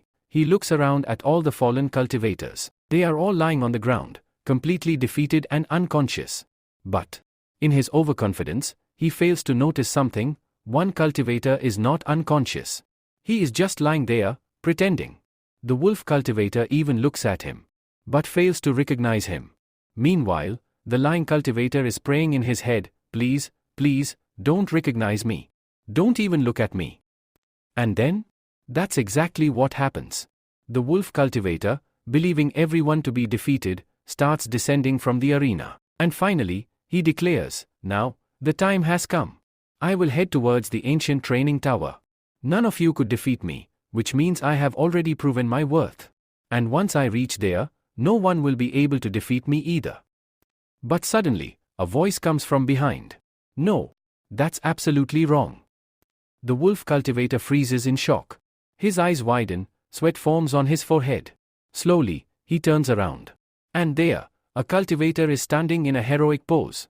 With confidence, he speaks, "My name is Go Dao. And I have been inside this arena from the beginning. I used a special tactic, which is why you couldn't defeat me. Then he continues, and right now, I am still inside the arena. But you have stepped outside. He turns to the arena elders and shouts, "No. This is completely unfair. This guy used dirty tricks. If I had known earlier that he was just pretending to be unconscious, I would have squeezed his body dry like juice." One of them speaks in a serious tone, "No, that's absolutely wrong. If we send you instead, it will be our clan's humiliation. You seriously have no brains at all. You were so blinded by your arrogance that you didn't even notice what was happening around you. This is entirely your fault. Before stepping out of the arena, you should have checked for yourself. Now that you, Wei, left the arena, it was your pride that led to your downfall. So now, you will stay here. And Go Dao will represent our clan inside the ancient training tower." As soon as Go Dao hears this, he transforms into his wolf form. And then, another shocking revelation happens. It turns out that every cultivator here is capable of transforming into a wolf. But Go Dao's transformation doesn't look as menacing. Instead, he looks more like a dog than a wolf. Then suddenly, he starts running at full speed and shouts, "My goddess! I am coming for you." Meanwhile, our hero Lu Juven and his 5 competitors also begin their journey toward the ancient training tower. And now, for these 5 cultivators, winning this competition is just as important as it is for Lu Juven. Now, the real question is, how far will they go to secure first place inside this training? The ancient training tower has begun. This is a very special tower. There are some rules for entering this training tower. The first rule, only cultivators under the age of 25 can enter it. Any cultivator older than that cannot go inside. And with this, the rules come to an end. Lu Juven has entered this ancient training tower with his companions. Upon reaching there, he speaks, feeling a little exhausted, "Finally, we made it here. We traveled a really long way to get here." Jamaya responds, "A long journey? You call this a long journey? Look at me. I'm not tired at all." Hearing this, Lu Juven and Peng turn to look at Jamaya. She is sitting on her wolf. Just then, a small explosion occurs in front of them. Someone has attacked a girl. It's Vayu. She dodged the tower's attack and quickly looked up. High above, Liu Fang was floating in the air, hanging with his screen. A crane was flying in the sky. Then, Liu Fang spoke to Vayu, "Did you think you could enter this ancient training tower before me? Do you really think you are capable of that?" He then looks at the other cultivators and declares, "And all of you. You are nothing but trash. None of you are worthy of entering this tower. Step back, all of you." Hearing this, all the cultivators become furious. One of them steps forward and says, "Hey, watch your words. Do you even know who you are talking to? None of us here are weak." Liu Fang descends to the ground and says, "If any of you think you are worthy of entering this tower, then step forward and fight me. If you can defeat me, then you can enter this tower. Before stepping inside, prove yourself by fighting me." Suddenly, a voice echoes from the distance, "Liu Fang, step back." It's the voice of Lu Juven. He steps forward and says, "Liu Fang, don't you remember? Back in the Southern Sea, I defeated you so badly. Have you already forgotten that beating? Is that why you came back for more? I defeated you once, and I can defeat you again. Don't brag so much about your power. Your strength is not that great. And none of us are afraid of fighting you." Liu Fang smirks and says, "So, Lu Juven, you are here too? Finally, we meet again." At this moment, Vayu also recognizes Lu Juven. Now we realize that they all already know each other. When Lu Juven had set out on his world tour, they had all crossed paths before, and perhaps, some major incident had taken place back then. San Jiapeng places his hand on Vayu's shoulder and gently says, "Heal." As soon as he does this, Vayu's wounds start to heal significantly. She then recognizes Peng and says, "Peng, you are here too? Well, you should be here anyway." Liu Fang, now boiling with rage, yells, "Lu Juven! Peng! Good thing I found you both here. This world is really small. Now, I will fight both of you and take back what is rightfully mine. Hand over that chain to me right now. I don't want to fight you for no reason." Lu Juven smirks and responds, "I knew you'd say that. You are just like a little kid who's stuck on that chain. You've entered this ancient training tower, where there are many legendary weapons. Your focus should have been on those weapons. But no, you are still obsessed with that chain?" He continues, let me make one thing very clear, little kids don't play with chains like these. Uncle Lu Juwen will not give you any chain, no matter what. So stop crying now. Hearing this insult, Liu Fang's anger explodes. He charges toward Lu Juwen at full speed. Lu Juwen smirks and says, oh? So you want to play? Alright then. Uncle Lu Juwen is ready to play with you. After saying this, Lu Juwen activates his fight mode. The aura of the red ape emerges from within his body, and along with it, he also wields the special weapon of the Monkey King. Once fully prepared, Lu Fang steps forward and says, your speed is way too slow. Hurry up and come to me. I'm really eager to play with you. At that moment, Lu Fang also starts increasing his speed and then launches a powerful attack toward Lu Juwen. Their attacks are about to collide when suddenly, a white tiger appears at the scene. Or rather, not just one, but two white tigers. Someone suddenly jumps between the two and attacks them, forcing them apart. Due to this, their beasts, which had been summoned, disappear instantly. Seeing this, Lu Juwen exclaims, what just happened? This guy has incredible power. With just one attack, he made both our beasts disappear. Jemiah says, yes, Lu Juwen, you're absolutely right. There's definitely something special about this guy. Peng adds, no matter what, we must first find out who this guy actually is. Just then, the mysterious guy speaks, we all came here for a special reason. Everyone needs to enter the ancient training tower. Besides, we are all humans. Then why are we trying to fight each other? Instead of fighting, there are far greater priorities ahead of us. There's no need for unnecessary battles. His wise words make no sense to Lu Fang, who gets irritated and says, enough of your nonsense. First, tell us, who are you? The young man smirks and replies, my name is Baki, and I belong to the White Tiger Empire. At the same time, some cultivators standing far away start shouting, look up there. The ancient training tower is becoming visible. That means it has opened. Lu Juwen exclaims, yes, you're right. Run toward the tower as fast as you can. Forget everything else, this fight can wait. As soon as they hear this, everyone dashes toward the tower. But suddenly, four intense lights appear near the tower and stop in place. These lights belong to four demonic beasts, flame-eating demonic boar, dark void sea demon, nine-headed golden lion, moon-devouring sky wolf. These ancient beasts surround the tower from all sides. Seeing this, Lu Juwen exclaims in shock, the four beasts have arrived. Now, using their powers, they will unlock the gate of the ancient training tower. Jemiah points and says, Sikai, look over there. The mystical beast you see belongs to our empire. It is believed that the sky wolf holds the power of the moon. Peng nods and adds, yes, you're absolutely right. But that sea demon is also incredible. It's no less than any of the others. It is the undisputed king of all the seas in this world. Meanwhile, the cultivators from the Boar Empire rejoice upon seeing their boar monster. Lu Juwen, confused, asks, what is going on? Why hasn't our ape empire's mystical beast appeared here? Baki also wonders the same and says, yes, you're absolutely right. Even our White Tiger Empire doesn't have a beast here. But instead, this special beast from the Lion Empire, the one with 9 heads, is present here. After this, Baki looks at Lu Juwen, smiles, and says, you seem quite impressive. Can we become friends? Without much thought, Lu Juwen agrees to Baki's friendship. But this friendship soon becomes a burden for him. Baki smirks and says, now that we're friends, I have some questions for you. Will you answer them? As soon as Lu Juwen hears this, he gets a slight sense of danger, but he still agrees. Baki starts speaking, what's your name? Which empire do you belong to? And who is this girl? What kind of special beast does she have? Which empire does she belong to? Do you like this girl? Is she your friend? Are you both boyfriend and girlfriend? Or have you married her? Who is this other guy with you? Which empire does he belong to? And what's with that umbrella he's holding? It's not even raining, yet he's still carrying it. Is it some kind of special weapon? Or could it be that this guy is also attracted to the girl? Meaning, is he your competitor, Peng? Are you both after the same girl? Are the three of you caught in a love triangle where the girl can't decide between the two of you?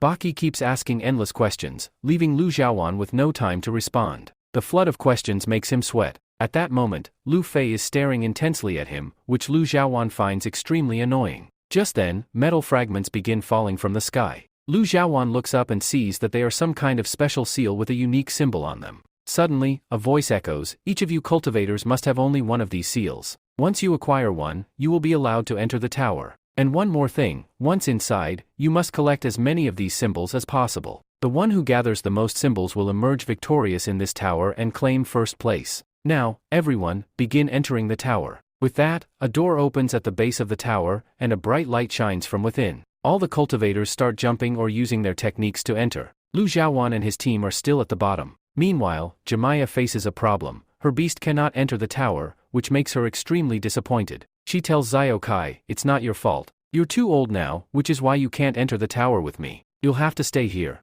Xiao Kai then turns to Lu Xiaowan and says, "Take care of Jemaya inside." Lu Xiaowan is shocked to hear the wolf speak like a human. "Wait, you can talk?" he asks. Xiao Kai replies, "Of course, I can. But for now, focus on protecting Jemaya. Do what I said." Lu Xiaowan then tells Jemaya and Peng, "One big leap, and we'll be inside the tower. Once inside, we must stick together. As long as we stay together, no one can defeat us." With that, all three of them leap toward the light. As soon as they enter the illuminated area, they realize that the light itself is reversing gravity, pulling them inside the tower. They don't even need to jump anymore. As they move closer, their speed increases rapidly, and the light becomes so intense that they can't see anything. The next moment, they suddenly find themselves teleported elsewhere. Lu Xiaowan crashes hard onto the ground. When he opens his eyes, he finds himself inside a dense jungle. So this is what the inside of the tower looks like? It's filled with jungles?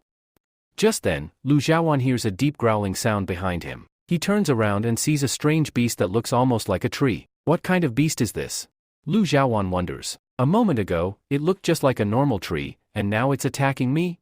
The beast lashes out at Lu Xiaowan with its roots. He dodges the attack and then counterattacks with his staff, slicing the beast cleanly in two. The beast dies instantly, and from within its body, a glowing crystal emerges. Lu Xiaowan picks it up. So, this is a wood crystal. Normally, when wood monsters are defeated, they drop this crystal. But not all of them have it. I must be really lucky to get one on my first try. He continues walking and eventually reaches a vantage point where he can see a vast stretch of the jungle. Looks like I'm completely separated from everyone else, he realizes. Staying alone here isn't safe. There could be more monsters. I need to find my team quickly and regroup. Meanwhile, a short distance away, a person is heavily injured and lying on the ground, while another man stands before him. The injured man pleads, "Take this medal. You can have it. Just don't kill me. Please spare my life." The other man laughs and says, "No, absolutely not. The moment you entered this tower, you became my enemy. I will take your medal, but I will also kill you. I never leave my enemies alive." The injured man cries out, "You can't do this. Do you even know who I am? If you harm me," before he can finish his sentence, the standing man gathers energy in his fist and says, "I don't care who you are. You're going to die anyway, so what's the point of knowing your name?" Just as he is about to land a devastating punch, a staff suddenly flies in and blocks the attack. The man looks back in shock and yells, "Who dares interfere?" Lu Xiaowan steps forward. The man recognizes him and smirks. "Oh, I saw you outside. So you've made it inside too? Well, this saves me the trouble of looking for another medal. Hand yours over to me, along with that impressive weapon of yours." The injured man rushes to Lu Xiaowan and pleads, "Please help me." He's ruthless. Even after taking my medal, he still wants to kill me. The other man laughs and taunts, "There's no use hiding behind him. Here in the tower, we're all enemies. Everyone wants to eliminate each other." Lu Xiaowan grins and says, "Oh, is that so? That means you're my enemy too, right? Well then, let's fight. I'll eliminate you first." The man scoffs and tears off his shirt. "You have no idea how strong I am. You don't stand a chance against me." Lu Xiaowan smirks. "Your power is so weak that I don't even need to use mine. My bare hands are enough." The man roars, "You'll regret underestimating me." He lunges forward to punch Lu Xiaowan. Lu Xiaowan simply flicks his hand, and the force alone sends the man flying. The man crashes to the ground and groans, "That was too fast, I barely tried." Lu Xiaowan taunts. The man growls, "I'm not done yet. Now, I'll show you my strongest punch." A chilling aura radiates from his body. Lu Xiaowan counters by releasing his own golden aura. Upon seeing this, the man freezes in terror, realizing he stands no chance. Before he can even surrender, Lu Xiaowan's punch lands, sending him soaring into the distance. At that moment, a mysterious girl watches the fight from the shadows. She has short, boyish hair and seems to recognize Lu Xiaowan. Meanwhile, the defeated man crashes onto a mountain peak before tumbling down. He admits defeat, saying, "You win. I surrender. Both my medals are yours." Lu Xiaowan takes them. The injured man then says, "Hey, one of those medals is mine. You came here to help me, right? So return my medal." Lu Xiaowan smirks and says, "Nope, I wasn't here to help you. And besides, you should be grateful that this guy got to you before I did. If I had arrived first, I would have beaten you up and taken your medal myself." After saying this, Lu Juwen starts to leave, but suddenly, a voice comes from behind, Lu Juwen. Finally, I have found you.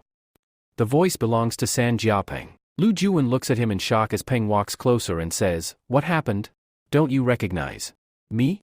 I am your friend." Lu Juwen, now happy, responds, "No, it's not that. I have recognized you. It's great that I found you. I was just thinking about how good it would be if you were with me." Peng smiles and says, "That's exactly why I found you. We are like brothers, and I will always stay by your side." Lu Juwen nods and says, "Now that you are here, we should start searching for Jemaya. She must be somewhere around." As soon as Lu Juwen turns his back on Peng, Peng suddenly transforms. He now looks like a fox. And in the very next moment, he launches a strong attack on Lu Juwen. But Lu Juwen had already anticipated this attack. He quickly turns around and throws a powerful punch at him. The punch lands perfectly, and Peng is sent flying, crashing into a tree. But then, a shocking truth is revealed: this isn't Peng. Instead, it's a girl. And she's the same girl who was secretly watching the fight earlier. After revealing her true form, the girl looks at Lu Juwen and exclaims, "This is impossible. I had disguised myself so well. How did you recognize me?" Lu Juwen smirks and replies, "The moment you called my name for the first time, I recognized you. Peng is my best friend, and I know him very well. You copied his appearance and even his voice, but you couldn't imitate his way of speaking. That made it easy for me to see through your disguise. Now tell me, why did you take San Jiapeng's form?" Hearing this, the girl laughs and then starts running at full speed. As she runs, she calls out, "If you really want to meet Peng, then follow me." Hearing this, Lu Juwen realizes that she must have encountered Peng before and done something to him. Without wasting any time, he starts chasing after her. The girl leads him far away before climbing up a giant tree. But this isn't just any tree, it's a volcanic mountain, which is completely active. As soon as Lu Juwen reaches the top, he says, "There's no escape from here. You can't hide from me. Now tell me, where is Peng?" The girl laughs and replies, "Peng, Peng, Peng. I don't know any Peng. My only mission was to bring you here, and now that I've completed it, I'm leaving. We will never meet again." Saying this, she uses her skill and instantly disappears. Lu Juwen suddenly feels that he has been trapped. As he tries to escape, a formation activates beneath him, restricting his movements. And then, another person appears. He has activated the power of the Buddha's hand. This is Yuan Fang. As soon as he sees Lu Juwen, he smirks and says, "Finally, I have found you. I had to set a trap just to catch you. Lu Juwen, you are such a fool. You lack any foresight? You failed to see through our plan and easily fell into our trap. Now, get ready to die." Yuan Fang steps down to talk to Lu Juwen a little more, but this proves to be his mistake. Lu Juwen immediately activates his ability, AP, and launches a strong attack on Yuan Fang. Yuan Fang dodges the attack by stepping back, but this attack also breaks the formation that was restricting Lu Juwen. Seeing this, Yuan Fang exclaims in shock, "What kind of attack was that? This weapon in his hand, it's incredibly special. My formation had no effect on it, and it completely shattered my trap. Where did he get such a weapon from?" Then, he grits his teeth and declares, "No matter what, I will not let this boy escape. I worked too hard to set up this trap. He will die right here." After saying this, Yuan Fang's punch lands directly on Lu Juwen, but Lu Juwen blocks it using his staff. However, this attack carries immense power, causing Lu Juwen to slowly retreat. After some time, he gets pushed back so much that he reaches the very edge of the mountain, where his feet start slipping. Seizing the opportunity, Yuan Fang exerts even more power, making Lu Juwen leap straight into the lava. Just then, help arrives. A flying water snake swoops in and catches Lu Juwen in midair. Seijia Peng has arrived. He sends one of his snakes to save Lu Juwen, while the rest of the snakes engage in a fight with Yuan Fang. Upon seeing Peng, Lu Juwen feels relieved for a second, but then he notices something strange: his golden beast is behaving oddly. Suddenly, two dragons emerge from within its body and start flying around erratically. Lu Juwen instantly realizes, crystal collapse is about to happen. Crystal collapse means leveling up. When this occurs, an enormous amount of energy bursts out of a massive body. If that happens here, the energy will be so overwhelming that it could trigger a volcano blast. Lu Juwen starts to worry, but the scene shifts. Now, we see Jemaya wandering around in the jungle, looking for Lu Juwen and Peng. She has received some hints about their whereabouts when suddenly, help! Help! She hears someone screaming. It's Gao Dao, who is being chased by a massive rock monster. Jemaya rushes to the scene and, with a single attack, defeats the rock monster. Gao Dao shouts in relief, "Jemaya! Thank goodness I found you." But Jemiah glares at him and replies, "My name is not Jemiah for you. You will call me Your Majesty, only then will it be acceptable for you." Hearing this, instead of feeling insulted, Gao Dao blushes. Meanwhile, we learn that this Jemiah is the same girl for whom Gao Dao had worked so hard. He even defeated the strongest warrior in his empire to earn the right to enter the training tower. But Jemiah doesn't care about any of this. She is only thinking about Lu Juwen. Suddenly, the artifact she carries starts glowing. She immediately remembers, it glowed just like this when Lu Juwen was trapped inside gravity. And the second time it glowed was when Pang was using his full force energy. Jemiah starts to worry, could something bad be happening to either of them? She focuses harder and finally realizes. They are on top of the volcano right now. Now, we shift back to the volcano. The situation is extremely critical. Pang and Yuan Fang are fiercely attacking each other. Both of them are completely exhausted, but Lu Juwen's condition is even worse. He is completely unconscious and fully dependent on Pang. Pang is somehow managing to protect him. Pang has two major responsibilities: stop Yuan Fang, protect Lu Juwen. The fight has been going on for a long time now. Yuan Fang finally speaks, "Why are you doing this? Stop trying to save Lu Juwen for no reason. Let him die. I came here only to kill him. Once I do, I'll leave. Why are you interfering?" Pang angrily replies, "No. I will protect Lu Juwen at any cost. You cannot kill him." Pang is seriously injured. Blood is dripping from his mouth, yet he stands firm, gripping his umbrella tightly. Using this umbrella, he has created a shield, preventing Yuan Fang's attacks from landing. But Yuan Fang refuses to give up. He attacks again. Powerful slash waves emerge from his sword and rush toward Pang. Pang starts panicking. If these slashes hit my shield, it'll break. I need to do something else. Suddenly, the slashes never hit the shield. And then, a white wolf appears out of nowhere. He takes the attack upon himself. Seeing this, Yen starts speaking. "Who is this now?" Pang replies, "Jemiah has arrived here." After this, we see. Yes, it's really Jemiah. She is the one who has used the power of her white wolf. As soon as she arrives, she starts asking Pang, "What happened? How did you end up in such bad condition? Is everything alright here?" Pang replies, "I am completely fine, but go over there and take care of Lu's hen. He needs help." Saying this, Pang gestures downward. Below, Lu's hen is lying on the ground. Seeing this, Jemiah says to Go Dao, "You have to handle everything here. Help Pang and fight against Yang Feng." Go Dao replies, "Yes, absolutely. I will handle this fight with ease. You just go there and help him. Now watch how I defeat this guy Yang Feng in battle." After hearing this, Jemiah moves towards Lu's hen. Meanwhile, Go Dao starts speaking to Yang Feng, "Whoever you are, leave this place immediately. Otherwise, I'll kick you straight into this lava." Saying this, Go Dao charges toward Yang Feng. Suddenly, a loud scream echoes in the air. Moments later, Go Dao crashes down with a thud. Yang Feng has defeated him in battle within mere seconds. At the same time, when Jemiah reaches Lu's hen, she sees that his condition is extremely bad. Sweat is dripping down his entire face, and his body is trembling. Seeing this, Jemiah immediately understands what's happening. She realizes that Lu's hen possesses a very special weapon called Fan Kuan. This weapon is trying to absorb its owner's power. After this, Jemiah starts thinking that she must somehow establish a connection with Fan Kuan to stop all of this from happening. Without wasting any time, she gets to work. She summons a lady from her empire, who is possibly one of her aides, and starts explaining everything to her. After listening to everything, the lady vanishes without saying a word. Now, Jemiah understands that everything will be fine. She looks at Lu's hen and says, "Lu's hen, you will survive. Sister said she will save you." Saying this, Jemiah proceeds to activate her artifact. A bright, powerful light emerges from it and falls directly onto Lu's hen. As soon as the light touches him, his condition slowly starts improving. Within seconds, even the beard on his face begins to disappear. Along with this, a strange effect appears on Lu Zhen's weapon. The special chain he had is now wrapped tightly around his weapon. Soon after, Lu's hen regains consciousness. He quickly gets up and notices that Jemiah's condition has worsened significantly. She is standing in place, continuously using her powers. As soon as Lu's hen calls her name, Jemiah opens her eyes with a smile and says, "Lu Juwen, you finally regained consciousness." Saying this, she collapses unconscious. Lu Juwen rushes forward and catches her, thinking, "What has she done? To save me, she has used up all of her spiritual energy." At that moment, he looks at his weapon. He notices some changes happening within it. He sees that the same special chain is now wrapped around his weapon. Lu's hen starts thinking, "What just happened? My special chain has wrapped itself around this weapon? Does this mean my two weapons have merged into one?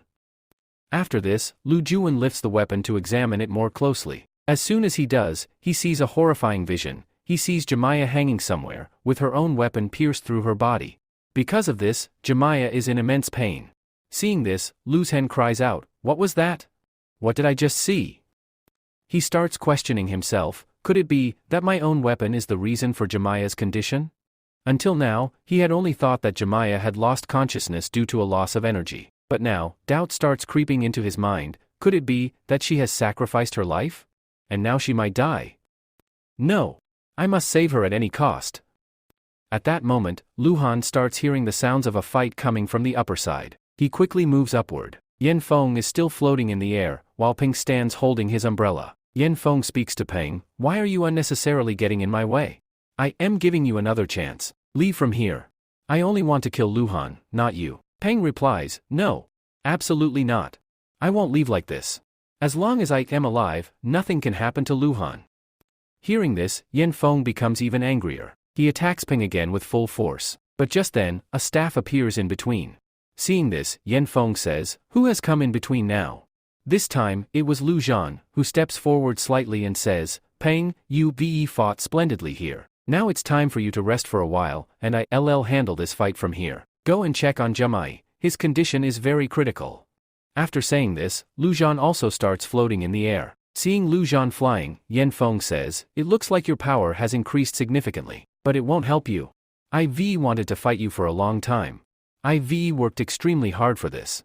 IV fought continuously for years, and yet, IV never been exhausted. If you think that my energy has decreased after fighting all of them, then you absolutely wrong. I can still fight you with full strength. Once you die by our hands, this entire empire will be ours. My father will become the king, and I will be the new prince." Lu Han replies, "An empire is not such a small thing that it can be handed over to a mere beggar. To become the king of an empire, one must be worthy. I've come here to prove my worth. After winning first place in this competition, I'll prove why I am worthy of being the Ape King." Saying this, Lu Han attacks. He doesn't move his body at all. Instead, his energy directly bursts out from his body and strikes Yan Feng. With just this one attack, Yan Feng realizes that Lu Zhan has become more powerful than him. Now, since his body's energy is critically low, he can't fight directly. So, Yan Feng takes out a pill from his pouch, swallows it, and says to Lu Zhan, "Even though my cultivation level is much higher than yours, I feel like it's still not enough to kill you. So, I am increasing my level even further. By consuming this, my power will temporarily increase greatly. Now, how will you face me?" Lu Han says, "No matter what stage of cultivation you reach, you cannot defeat me. I am the prince of this empire, and I will always remain so. And I will be the next king as well." Hearing this, Yan Feng's anger skyrockets. He screams loudly, and white-type power starts radiating from within his body. Then, he says, "Lu Zhan, shut your mouth. Every word you say pierces my soul. I am deeply regretting that you are still alive, even for a single second. Every second you survive, I feel like I." Lu Han interrupts, "So, did you take that pill just to talk nonsense? If you really want to fight, then come forward and fight me." Saying this, Lu Zhan also activates his ape power. This time, the power surging from his body is even more dangerous than before. But even seeing this, Yan Feng doesn't back down. He summons his weapon, Tsunami Sword, and attacks Lu Zhan. In response, Lu Zhan blocks the attack with his staff. The moment Yan Feng's sword clashes with the staff, his condition worsens drastically. Blood gushes out of his mouth, and he loses a significant amount of energy from his body. Now, his energy is so depleted that he can't even stay airborne properly.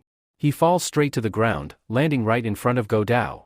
Just moments before Yan Feng's fall, Go Dao was completely unconscious. But as soon as Yan Feng crashes, Go Dao regains consciousness and looks up. At this moment, Yan Feng has no idea what is happening, nor does anyone else. Lu Han is extremely happy at this moment. He looks at his weapon and starts thinking, seriously, this weapon can be incredibly dangerous. I haven't even seen its full power yet. My chain has now connected with it as well. I have already increased its power even more. Right now, even though my cultivation level is quite low, I still manage to defeat a cultivator from the heavenly fusion stage so easily. That means no cultivator of this level can stand against me anymore." Just then, Go Dao, who was lying on the ground, suddenly gets an opportunity. Without wasting a second, he bites Yan Feng's hand fiercely. Yan Feng immediately cries out in pain, jerking his hand away, and angrily shouts, "How dare you bite me? Do you even know who I am?" Saying this, Yan Feng trembles with rage but then turns to Lu Han and says, "Lu Han, you haven't defeated me yet. I'm just retreating from this fight for now, but soon, I will challenge you again. And this time, I will defeat you." Saying this, Yan Feng gathers his power once again and quickly runs away. Seeing this, Go Dao immediately stands up and proudly exclaims, "Did you see that? I bit him just once, and he panicked. I defeated him. Yes, I was the one who beat him." Saying this, Go Dao strikes a heroic pose. Lu says, yes, of course. You did everything. You defeated Yan Feng. Well done." Scene shift. Now, the scene changes, and the entire group has gathered together. There is now a new member in the group, Go Dao. After some time, they arrive near a river and start preparing food. Peng and Go Dao begin catching fish. Peng carefully collects the fish and cleans them, but Go Dao has no interest in this. He immediately grabs a fish and starts eating it raw. Seeing this, Peng is shocked and asks, "What are you doing?" With his mouth full, Go Dao replies, "What now? Do you have a problem with my eating too? You should never disturb someone while they're eating." Peng, shaking his head, says, "I was just saying that you should cook it first." Go Dao laughs and replies, "No. Absolutely not. I don't need to cook it. I'll eat it just like this." Peng, looking worried, says, "But it might be poisonous." Go Dao, completely unbothered, replies, "I don't care. There is no poison in this world that can affect me." Scene shift. Now, we see Jemaya and Lu Han. Jemaya, while wrapping a bandage around Lu Han's hand, says, "You fought really well." Lu Han, smiling, responds, "No, actually, you fought well, and it was you who saved my life." Jemaya, with a slight smile, says, "You don't need to thank me. Besides, saving your life had my own personal benefit." She then takes out a special artifact from her bag and says, "I have this special artifact called Lana. It hasn't been fully created yet, but I wanted to use your staff to complete it." Lu Han, surprised, exclaims, "What? Did you just say this is Lana? Lana Origin, the same special artifact that is one of the 4 legendary artifacts?" Without hesitation, he hands over his most powerful weapon to Jemaya and says, "If this can really help you, then take it. If you need anything else, just tell me, I'm ready to help." Jemaya, staring at Lu Han in disbelief, asks, "Are you seriously giving this to me?" Just then, they hear the sound of someone running behind them. Lu Han and Jemaya turn around. It's Go Dao, sprinting toward them at full speed. At that moment, Go Dao? Suddenly, Go Dao collapses at Jemaya's feet and starts bleeding. "If I have accidentally consumed poison and just stay here for a while, maybe it will naturally flush out of my system. Jemaya, it's a good thing you, here. You saved my life." At the same time, Pang arrives and says, "He ate that fish. I told him to cook it first." Hearing this, Lu Javan bursts into laughter and, still laughing, says, "Did you really eat that fish? Don't you know how dangerous it is to eat anything raw in this strange jungle? You belong to the Wolf Empire, yet you have no survival experience in the wild?" Hearing this, Go Dao quickly sits up and says, "I thought it was the same everywhere. Wolves do the same thing. They catch fish and eat them raw. I didn't know it would have side effects." Just then, a loud sound comes from Go Dao's stomach. What had gone in was now ready to come out. He couldn't control himself, and in an instant, he transformed into a beast and bolted away from there at full speed. Now, we see some deadly cultivators, who are completely serious about this competition. Among them, the most dangerous is Li Fang. Li Fang is standing in a cleared-out area of the jungle. Almost all the cultivators in this region have been slain by him. Bodies lie scattered all around, and many heads have been severed from their bodies. As he walks through the field of corpses with pride, he says, "They were all trash, and I have taken out the trash. Now, it's time for the rest. I will find Lu Javan soon enough." Just then, Li Fang senses another cultivator's presence nearby. He immediately draws his sword and shouts, "Who's there? Come out. I can end you before even learning your name, but if you want to introduce yourself before dying, go ahead." Hearing this, a figure steps forward, both hands raised in surrender. It is Yan Fang. Yan Fang slowly approaches Li Fang and says, "I don't want to fight you. We have a common enemy. My name is Yan Fang, and I am the future prince of the App Empire. The biggest obstacle in my path to the throne is Lu Javan. I want to kill him." Li Fang, who was about to leave, stops and turns back. "Oh? So, you, an enemy of Lu Javan?" He smirks and continues, "I don't care whether you are the prince of the App Empire or not. As long as I am letting you live, leave. Otherwise, If I change my mind, I won't hesitate to kill you. Yan Fang replies, I know who you are, and I know about your rivalry with Lu Javan. I can help you. Li Fang chuckles and says, really? You think you are strong enough to help me? Yan Fang confidently says, of course. I am strong enough to defeat Lu Javan in a one-on-one fight. But the problem is, he has a whole team of powerful cultivators with him. Every time I try to face him, they get in my way. Since they have teamed up, we should do the same. We should attack together. Hearing this, Li Fang thinks for a moment. Then he smirks and says, your proposal sounds interesting. If you are truly as strong as you claim, I am willing to team up with you. But I have one condition. Lu Javan is my enemy. I will be the one to kill him. Yan Fang's face lights up with a sinister smile, as if thinking, the fool took the bait. Now, we see another part of the jungle, where a girl named Jinwu is wandering around. She is making full use of the jungle's resources, as she has spent her entire life in the wild. Suddenly, her eyes land on a mushroom. She picks it up and mutters to herself, this mushroom is amazing. If I process it properly, I can make a medicine that boosts strength. Just then, a group of snakes suddenly attacks her from behind. Jinwu instantly senses danger, turns around, and slices one of the snakes into two with her sword. Then, a voice echoes from the shadows, Frog, so this is where you are. Hearing this, Jinwu immediately becomes alert and looks up to see a man standing on a tree branch. The man laughs and says, what a coincidence. You finally ran into me. I feel like you've been looking for me, haven't you? At last, we finally learn the name of this mysterious figure from the Python Empire. My name is Jian Mang.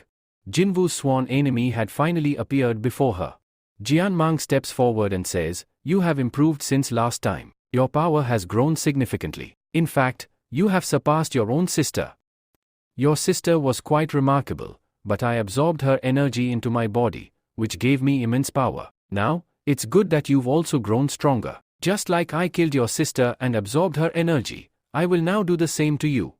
Jinwu says, this is not going to happen. Even though you defeated me last time, this time, I will definitely defeat you. Now, my life has only one purpose, to defeat you. I have trained hard for this moment. Now, you will witness the result of my hard work. Jinwu draws her dagger and charges towards Jian Meng to attack. Jian Meng smirks and says, all right, come on. The prey is coming to the hunter by itself. As soon as you reach me, I will devour your energy. I am starving for energy. After consuming yours, at least my hunger will be satisfied for a while. But what excites me more is imagining how powerful I will become once I absorb all your energy into my body. Just as Jian Meng is saying this, Jinwu suddenly appears right in front of him. At that very moment, Jian Meng launches a fierce attack at her. However, before the attack can land, Jinwu vanishes from sight. Jian Meng, shocked, exclaims, what? Where did she disappear all of a sudden? But the next second, Jinwu reappears behind him and launches a powerful strike. Jian Meng senses her presence and quickly swings his hunter's weapon towards her. This time, Jinwu is unable to dodge the attack. Jian Meng's weapon lands directly on Jinwu's body. Blood spills from her mouth, and she crashes hard onto the ground. Jian Meng walks towards her and smirks. See? I told you, you've become stronger. You managed to last a second longer against me, and the way you disappeared and reappeared behind me, honestly, that surprised me. But I'm sure you must be even more surprised that I already knew about your attack beforehand. Jinwu, frustrated, mutters to herself, what happened? Even after all this training, I still couldn't defeat him. I am still not strong enough. Jian Meng laughs loudly and says, you're absolutely right. As he laughs, his face begins to transform. He is now fully resembling a giant snake. Then he continues, now, I truly believe that everyone inside your frog empire will eventually become my food. One by one, I will wipe out your entire empire, just like a snake devours an entire group of frogs. At this moment, Jinwu thinks to herself, it looks like I have no other choice left. I must use it. Just then, Jian Meng opens his massive mouth, attempting to swallow Jinwu whole. As he gets closer, bam! Jian Meng is suddenly thrown far away, crashing hard against a tree. He growls in anger. Who's there? Who dares to attack me? A voice responds, it's me. Sang Jia Peng. Seeing Peng, hope reignites in Jinwu's eyes. Jian Meng, still furious, says, don't get too happy. You are still going to die today. But now, I will absorb your energy too. Saying this, Jian Meng fully transforms into a monstrous snake. He looks at Peng and says, I believe your energy must be far greater than this frog's. Even if eating her didn't boost my power much, devouring you will make me immensely powerful. Without assessing Peng's strength, Jian Meng recklessly charges at him. But Peng unleashes all his snakes and begins to tear Jian Meng apart. Within seconds, Jian Meng realizes he is no match for Peng. He tries to escape, but Peng doesn't let him. He keeps attacking relentlessly. Peng's snakes completely surround Jian Meng, biting and ripping into him mercilessly. Even with all this, Jian Meng somehow manages to find an opening and escapes. Shortly after, Lu Dao arrives at the scene and says, that was Jian Meng, right? He ran away. Peng, you are incredible. You fought him alone and won. Judging by your strength, it looks like you are only slightly weaker than me. At that moment, Jinwu approaches Peng and says, Peng, my name is Jinwu, do you still remember me? The scene now shifts outside the training tower. We see a scene from a normal city called Cloud City. It is a simple village where some soldiers arrive and say, everyone, move aside. Our prince is coming. He belongs to the Leon Empire. He is very short-tempered, and if any of you come in his way, you will face severe punishment. Hearing the soldiers' words, the people don't seem too affected, but they still move aside. After this, the prince arrives at the place. His name is Jian Xiao. Not many people know about him. As he enters the village, Jian Xiao notices a nameplate with an inscription, this is Cloud City. He realizes that he has been arriving at this place repeatedly for the past 3 or 4 times. No matter where he goes, he somehow ends up here again. Seeing this, the prince becomes quite frustrated, but the soldiers accompanying him start mocking him. One soldier says, our prince has no idea how to find the way. We left for the training tower nearly a month ago, but we have gotten so lost that we keep returning to the same place. Another soldier adds, yeah, you are absolutely right. But now, there's no point in reaching the training tower. The prince is now 26 years old, and according to the rules of the training tower, no one above the age of 25 can enter. This means he is no longer eligible to go inside. Now, he is acting like a stubborn child, insisting on entering the tower at any cost. But he should understand that his determination is now pointless. As the soldiers talk about this, the prince overhears them and angrily declares, I knew it. You both always badmouth me behind my back. But today, I will prove right in front of you how I will enter the training tower. I don't care whether I find the training tower or not. All this wandering around, it's all part of my plan. Because I don't even need to go near the tower. Do you see this? This is a special equipment that my father received from his friend. With its help, I can directly teleport to the place where the lunar origin artifact is. Now, the prince asks, tell me, where is the lunar origin right now? It is with Jemiah, and he is currently inside the training tower. So, if I use this artifact, I will be teleported directly to him. This way, I will accomplish 2 things at once. I will enter the training tower. I will claim ownership over the lunar origin. My father has a great interest in this artifact. Once I bring it to him, he will be more than pleased with me. Saying this, the prince activates the artifact in his hand. Immediately, a blinding light bursts out from it, and Jian Xiao steps right into the light. We see the scene inside the training tower, where Lu's hen is laughing while attacking a monster. It's an octopus-type monster. Lu's hen easily attacks its head and extracts the crystal from inside. It's a water crystal, which he then takes to Jemiah to show her. Jemiah looks at the crystal and says, you've really become much stronger. Your cultivation isn't that great, but even then, your power is incredible. You defeated this monster so easily, and on top of that, you're not afraid of it at all. Lu's hen responds, it wasn't that special. The monster wasn't very strong. I defeated it easily, it wasn't even trying to attack me. Now, we have collected quite a few of these crystals. These crystals work just like metals, so if we gather as many as possible, I won't have to work too hard to win this competition. Now, I will definitely come first in this competition. Jemiah replies, yes, you're absolutely right. You're very capable, you should come first. But sometimes, I think about my sister. She is very strong, and compared to her, I feel like I am nothing. Sometimes, I feel like I'm not even 1% of what she is. Because of this, I often fail to use my powers properly and rely entirely on my monster, Cio Kai. Without it, I feel like I can't do anything on my own. Hearing this, Lu's hen places his hand on Jemiah's head and says, no. That's not true at all. You saved my life back there, and at that time, you didn't even have your monster with you. So, never say that you are nothing without your monster. And as for your sister, maybe she is very powerful, but you can also become strong. Here, take this water crystal and absorb its power into yourself. Saying this, Luz Hen hands the crystal to Jemiah. She takes it, sits down to the side, and begins her cultivation. Slowly, the energy starts flowing into her body. Time passes, and Luz Hen, sitting nearby, thinks to himself, I won't let anyone disturb Jemiah here. She's sitting here to cultivate. If someone tries to distract her or wake her up, all the energy she has absorbed will go to waste. At that moment, a voice comes from the river nearby. Who's outside? Can I come out? Then, another voice follows. We were all supposed to be teammates together, so how could you just leave me behind? As soon as Luz Hen hears this, he looks toward the source of the voice. Suddenly, a head emerges from the water. The person speaks again. This time, I didn't even say anything. I was just sitting quietly in my spot, and yet, you still jumped into the water. What's up with that? Then, the guy opens his eyes fully and sees Luz Hen in front of him. He exclaims, Luz Hen. It's you.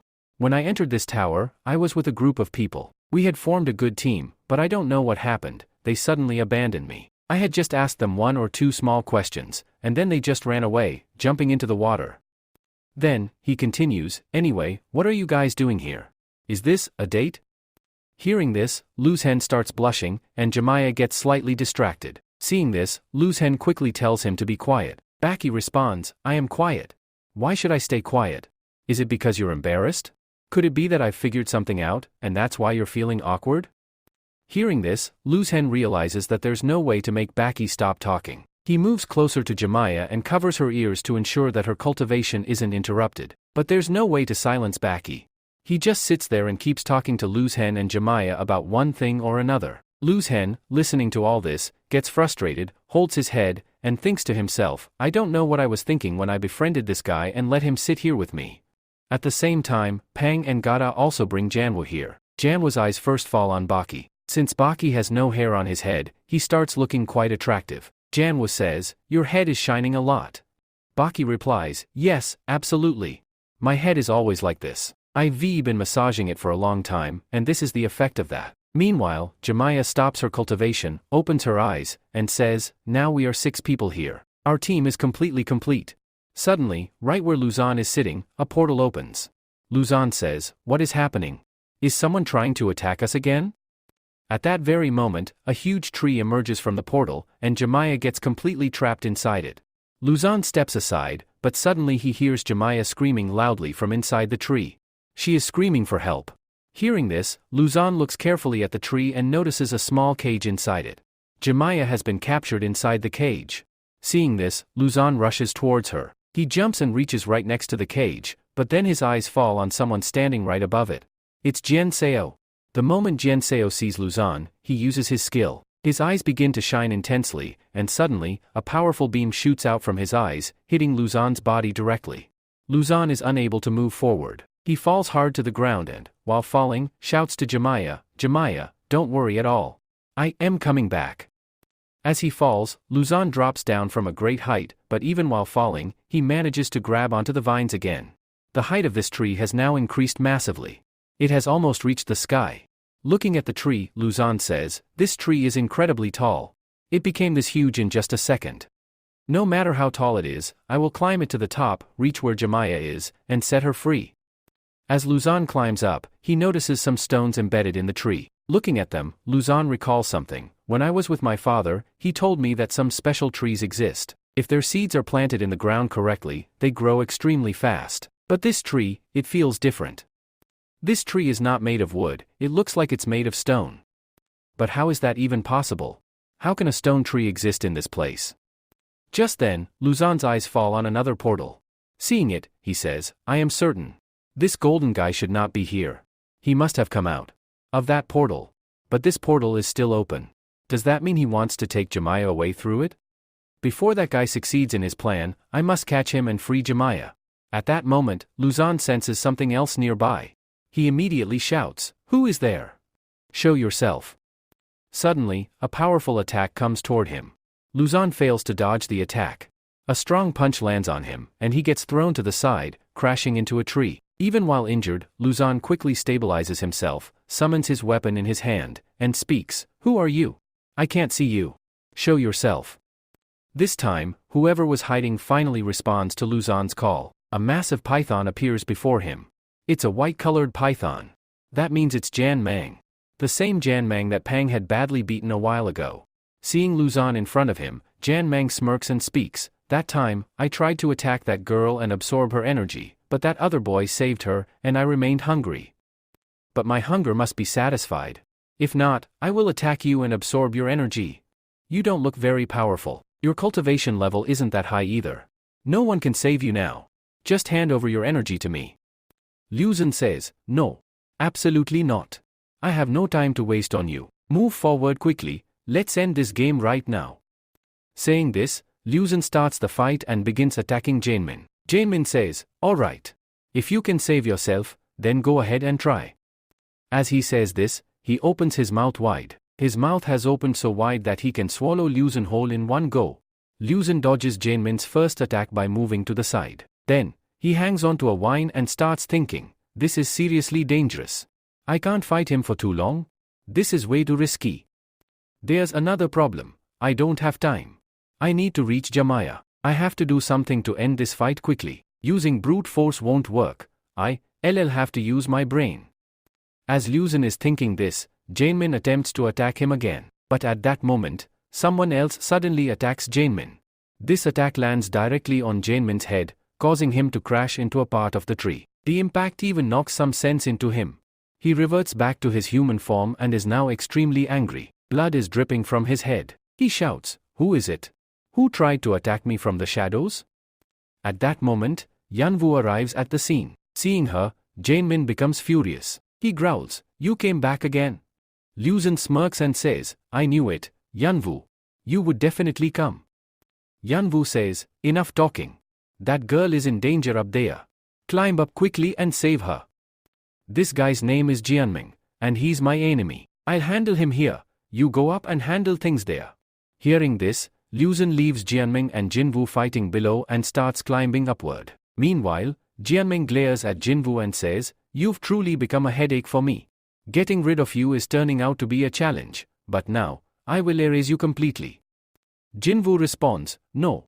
You won't erase me. Now come on, let's move forward and end this fight here and now." Next, we see the top of the tree, where Jianxiu has captured Jamaya.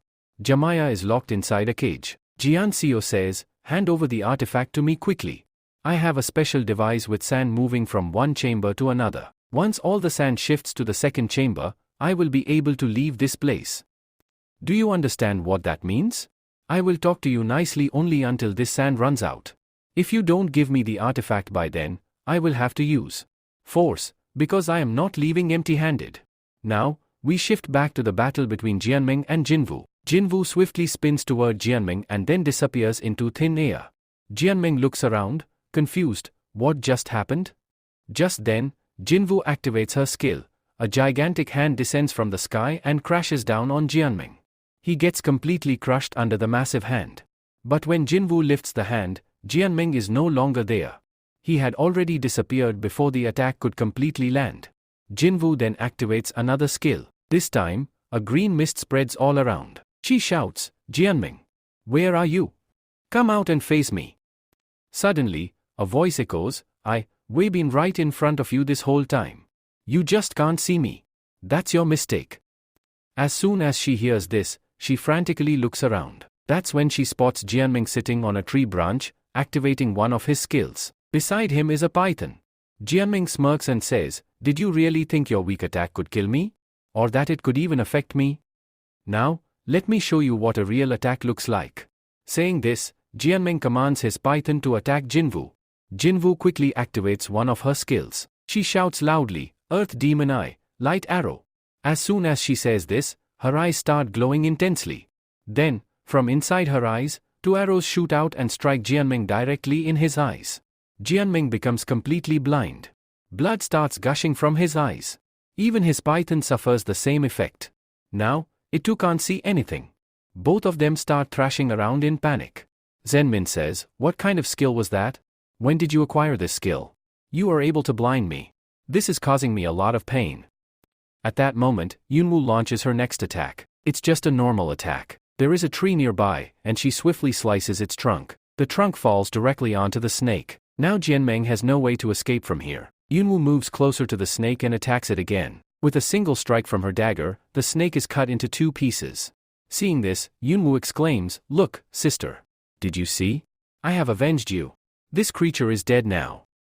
After saying this, Yunwoo feels somewhat relieved, but she fails to realize that even after decapitating the snake, it can stay alive for some time, and then, exactly that happens. The snake's body comes back to life. It coils around Yunwoo, completely trapping her. In response, Yunwoo thrusts her dagger deep into the snake's body, but it has no effect. Instead, Yunwoo lets out a sharp scream. As soon as her dagger pierces the snake's body, the entire body disappears. And what she sees next shocks her. She didn't stab the snake, she stabbed herself. And this wasn't Jianmeng at all. It was just an illusion. The real Jianmeng is calmly sitting on a tree branch. Laughing, he says, "So, how was it? You're attacking yourself now. Don't even think of blaming me for this is nothing but a suicide." Yunwoo groans in pain. Jianmeng continues with a smirk, "Did you really think this would be easy? I am a python. No one can escape a python's attack. Now, the best thing you can do is prepare to die." Saying this, Jianmeng transforms back into a python and lunges at Yunwoo with incredible speed. This time, Yunwoo has no chance to escape. The python reaches her in an instant, clamps its mouth over her, and then coils its massive body around her. Now, only Yunwoo's feet are visible outside, but there is no hope left. In just a few seconds, the python completely swallows Yunwoo. And then, it speaks, "Your test was quite entertaining. But considering how long I had to wait for you, I expected more. I thought you'd be more delicious, but oh well, it's fine. At least I've absorbed your energy." Meanwhile, we see Luhan, who is still climbing a tree. There are several spiders around him, but he doesn't seem to care. He just keeps moving forward. As he climbs higher, he hears someone screaming for help. Luhan quickly looks up and spots a massive spider web ahead, with someone trapped inside. As he moves closer, he recognizes the person. It's Baki. Baki is shouting desperately for help. As soon as Luhan reaches him, Baki recognizes him and says, "Luhan. You came. I knew someone would come to save me." Luhan asks, "What happened? How did you get stuck in this web?" Baki replies, "I wanted to test the strength of a spider's web. So, I touched it, and then I just kept getting more and more stuck." Luhan scolds him, "That's why I always tell you, stop asking pointless questions. You don't need to test everything with a practical experiment." Then he warns, "Now, don't move at all. I'll free you quickly." Luhan attacks the web 2 or 3 times, and soon, Baki is completely freed from it. Grateful, Baki says, "Thank you, Luhan." Luhan responds, "I don't have time for this. We need to reach the top quickly. Someone has attacked Jemaya and captured her. Before they take her away, we must catch them." Fired up, Baki says, "Yes. I am not afraid of anyone. I will go with you." Just then, a spider falls onto Baki's head. Terrified, he immediately jumps onto Luhan and shouts, "The only thing in the whole world that I am afraid of is spiders." Luhan kills the small spider and says, "That was the last spider left in this place." But suddenly, thousands of spiders start emerging from every direction, rushing toward Luhan. Seeing this, Baki panics, "What's happening? You just said you killed them all. But now there are even more than before." Luhan frowns and says, "Something is wrong with these spiders. They are not behaving normally. This isn't how they act. They shouldn't be able to attack in organized groups like this." At that moment, Baki spots something in the distance and shouts, "Look! Over there! That must be our real enemy. He's coming out from that place." Just then, another man arrives at the scene. Judging by his clothes, he seems to be someone Baki knows. As soon as Baki sees him, his face lights up, and he excitedly says, "Senior brother. You're here. Have you learned how to control spiders now? That's amazing. But where have you been all these years? I never saw you anywhere." Hearing this, the man's expression turns furious. Angrily, he says, "You're the one asking this? All of this happened because of you. Because of you, I was expelled from the sect. That's why I was nowhere to be found." His voice grows even harsher. "Because of you, I was cast out from our sect. That's why you never saw me anywhere. All these years, I've been wandering from place to place, with no sect to call my own. Everything I have become is because of you." After saying this, the man starts playing his flute. As soon as he does this, all the spiders come under his control and begin moving according to his commands. Seeing this, Lujwen also activates his power and, moving forward, says, "Looks like I'll have to crush you too. I'll take down each and every one of these spiders, and then I'll kill you as well." Just then, Baki says, "No. Don't interfere in this fight. He belongs to the White Tiger Empire, and so do I. It's better if we settle the matters of our empire ourselves. Besides, Lujwan, you have far more important tasks to handle. Go up and save Jemiah. Lujwan replies, all right then. I am going to save Jemiah. She's on the upper side. I'll wait for you. Once you defeat him, come up there. After saying this, Lujwan leaves. Then, the man speaks, Baki, why are you not letting your companion fight alongside you? Are you afraid that if he sees you fighting against me, he'll realize how weak you actually are? There could be many reasons for sending that girl away, but do you know the reason for your own death? You should know that by now. Get ready to die. Let's start this fight and bring it to an end. Because of you, I was humiliated inside the sect, and I suffered great losses. I will have my revenge. As soon as he says this, his past story begins. Flashback, Baki and this other man are on a journey. They have crossed many mountains and are about to reach a specific location. While climbing one of the mountains, the other man suddenly loses his footing and starts falling. Just then, Baki grabs his hand and pulls him up using his own strength. After that, they continue their journey. While moving forward, Baki says, whoever among us reaches the palace on top first, within the designated time, will get the opportunity to become the next palace master. Senior brother, imagine what will happen if we both arrive there together. They will be so confused. They won't be able to decide who should become the next palace master. Hearing this, the other man replies, yes, I know they might get confused. That's why I won't let them get confused. Looking at Baki, he says, forgive me, junior brother, but you must die.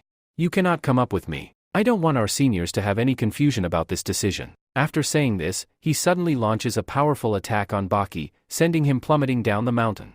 After this, the cultivator reaches the palace directly, where all the elders are waiting for him. As soon as he arrives, he says, I have arrived here first, so I should be made the palace master. The elder sitting in front of him says, what's the hurry? According to the rules, the decision on who will be the palace master will be made from those who arrive within the designated time. The final flame has not yet burned out. Until it does, we will wait. Hearing this, the cultivator thinks to himself, wait as much as you want. That other competitor is never going to reach here. Because he fell from the mountain and died. I will be the next palace master for sure. Just then, a loud voice echoes, I have arrived. Everyone turns to look in shock. They see a hand emerging from below the mountain, climbing upward. As they focus, they realize, it's Baki. As soon as he reaches the top, he stands before everyone. Seeing this, the senior brother is completely stunned and thinks, I am in deep trouble now. If he reveals my name here, I am dead. Just then, the elders ask Baki, Baki, what took you so long to arrive here? Baki first looks at the cultivator and then responds, nothing much. My foot slipped, so I had to climb the entire mountain again. Hearing this, the cultivator quickly says, oh no, junior brother. That's terrible. If only you had called for my help, I would have come immediately. For me, this competition isn't that important. But now that we're both here, how will it be decided who becomes the next palace master? I suggest that the one who arrived first should be made the master. The elder replies, the decision will not be made right now. We will think it over and announce it later. After this, in the flashback, the awaited day has finally arrived when the palace master will be decided. The elder sits on his throne and announces, Jianwu cannot be made the next palace master because of his behavior. Therefore, the new palace master will be Baki. Hearing this, Jianwu feels devastated. He starts thinking, what just happened? Even after making so many moves, why couldn't I become the palace master? As this thought lingers, he also feels deeply insulted. And with that, the flashback ends. Now, we return to the scene on top of the tree, where Baki is fighting against his senior brother, Buren. Buren is still sitting calmly, playing his flute. Due to the melody of his flute, all the spiders around him begin to combine into a massive beast. Then, Buren uses this beast to launch a powerful attack on Baki and says, it's not too late.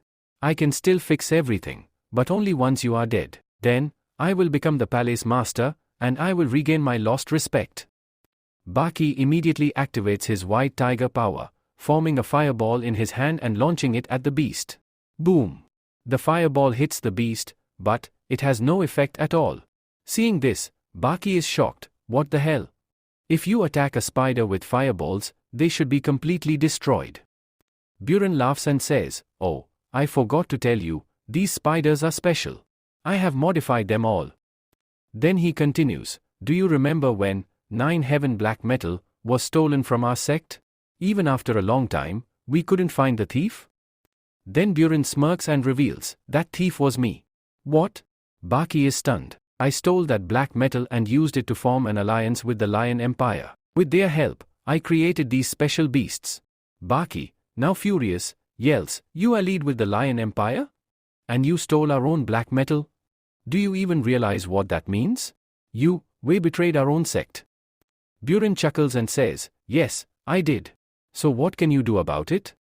In the White Tiger Palace, no one respected me. But in the Lion Empire, I have value. The people there respect me. So why wouldn't I go where I am valued?" Baki angrily shouts, "But why the Lion Empire? They are the worst empire. They are constantly trying to attack us, seize our land, and humiliate us at every opportunity." Buren, completely unfazed, replies, "I don't care about allies or enemies. I only care about one thing: who is against me, and who is with me." Then he adds, "After losing the palace master ceremony, I left the sect that very moment. I went straight to the Lion Empire, and they promised me their full support. Now, look. Thanks to them, I have these special beasts. They gave me the knowledge, and I modified them even further to make them even more powerful." Baki clenches his fists in anger. "Senior brother Buren, what you've done is completely unforgivable. By siding with our enemies, you have made yourself our enemy. And now, I will make you pay for it." Buren smirks and starts playing his flute again. Then he taunts, "Oh? You think you can defeat me? Let's see what we got."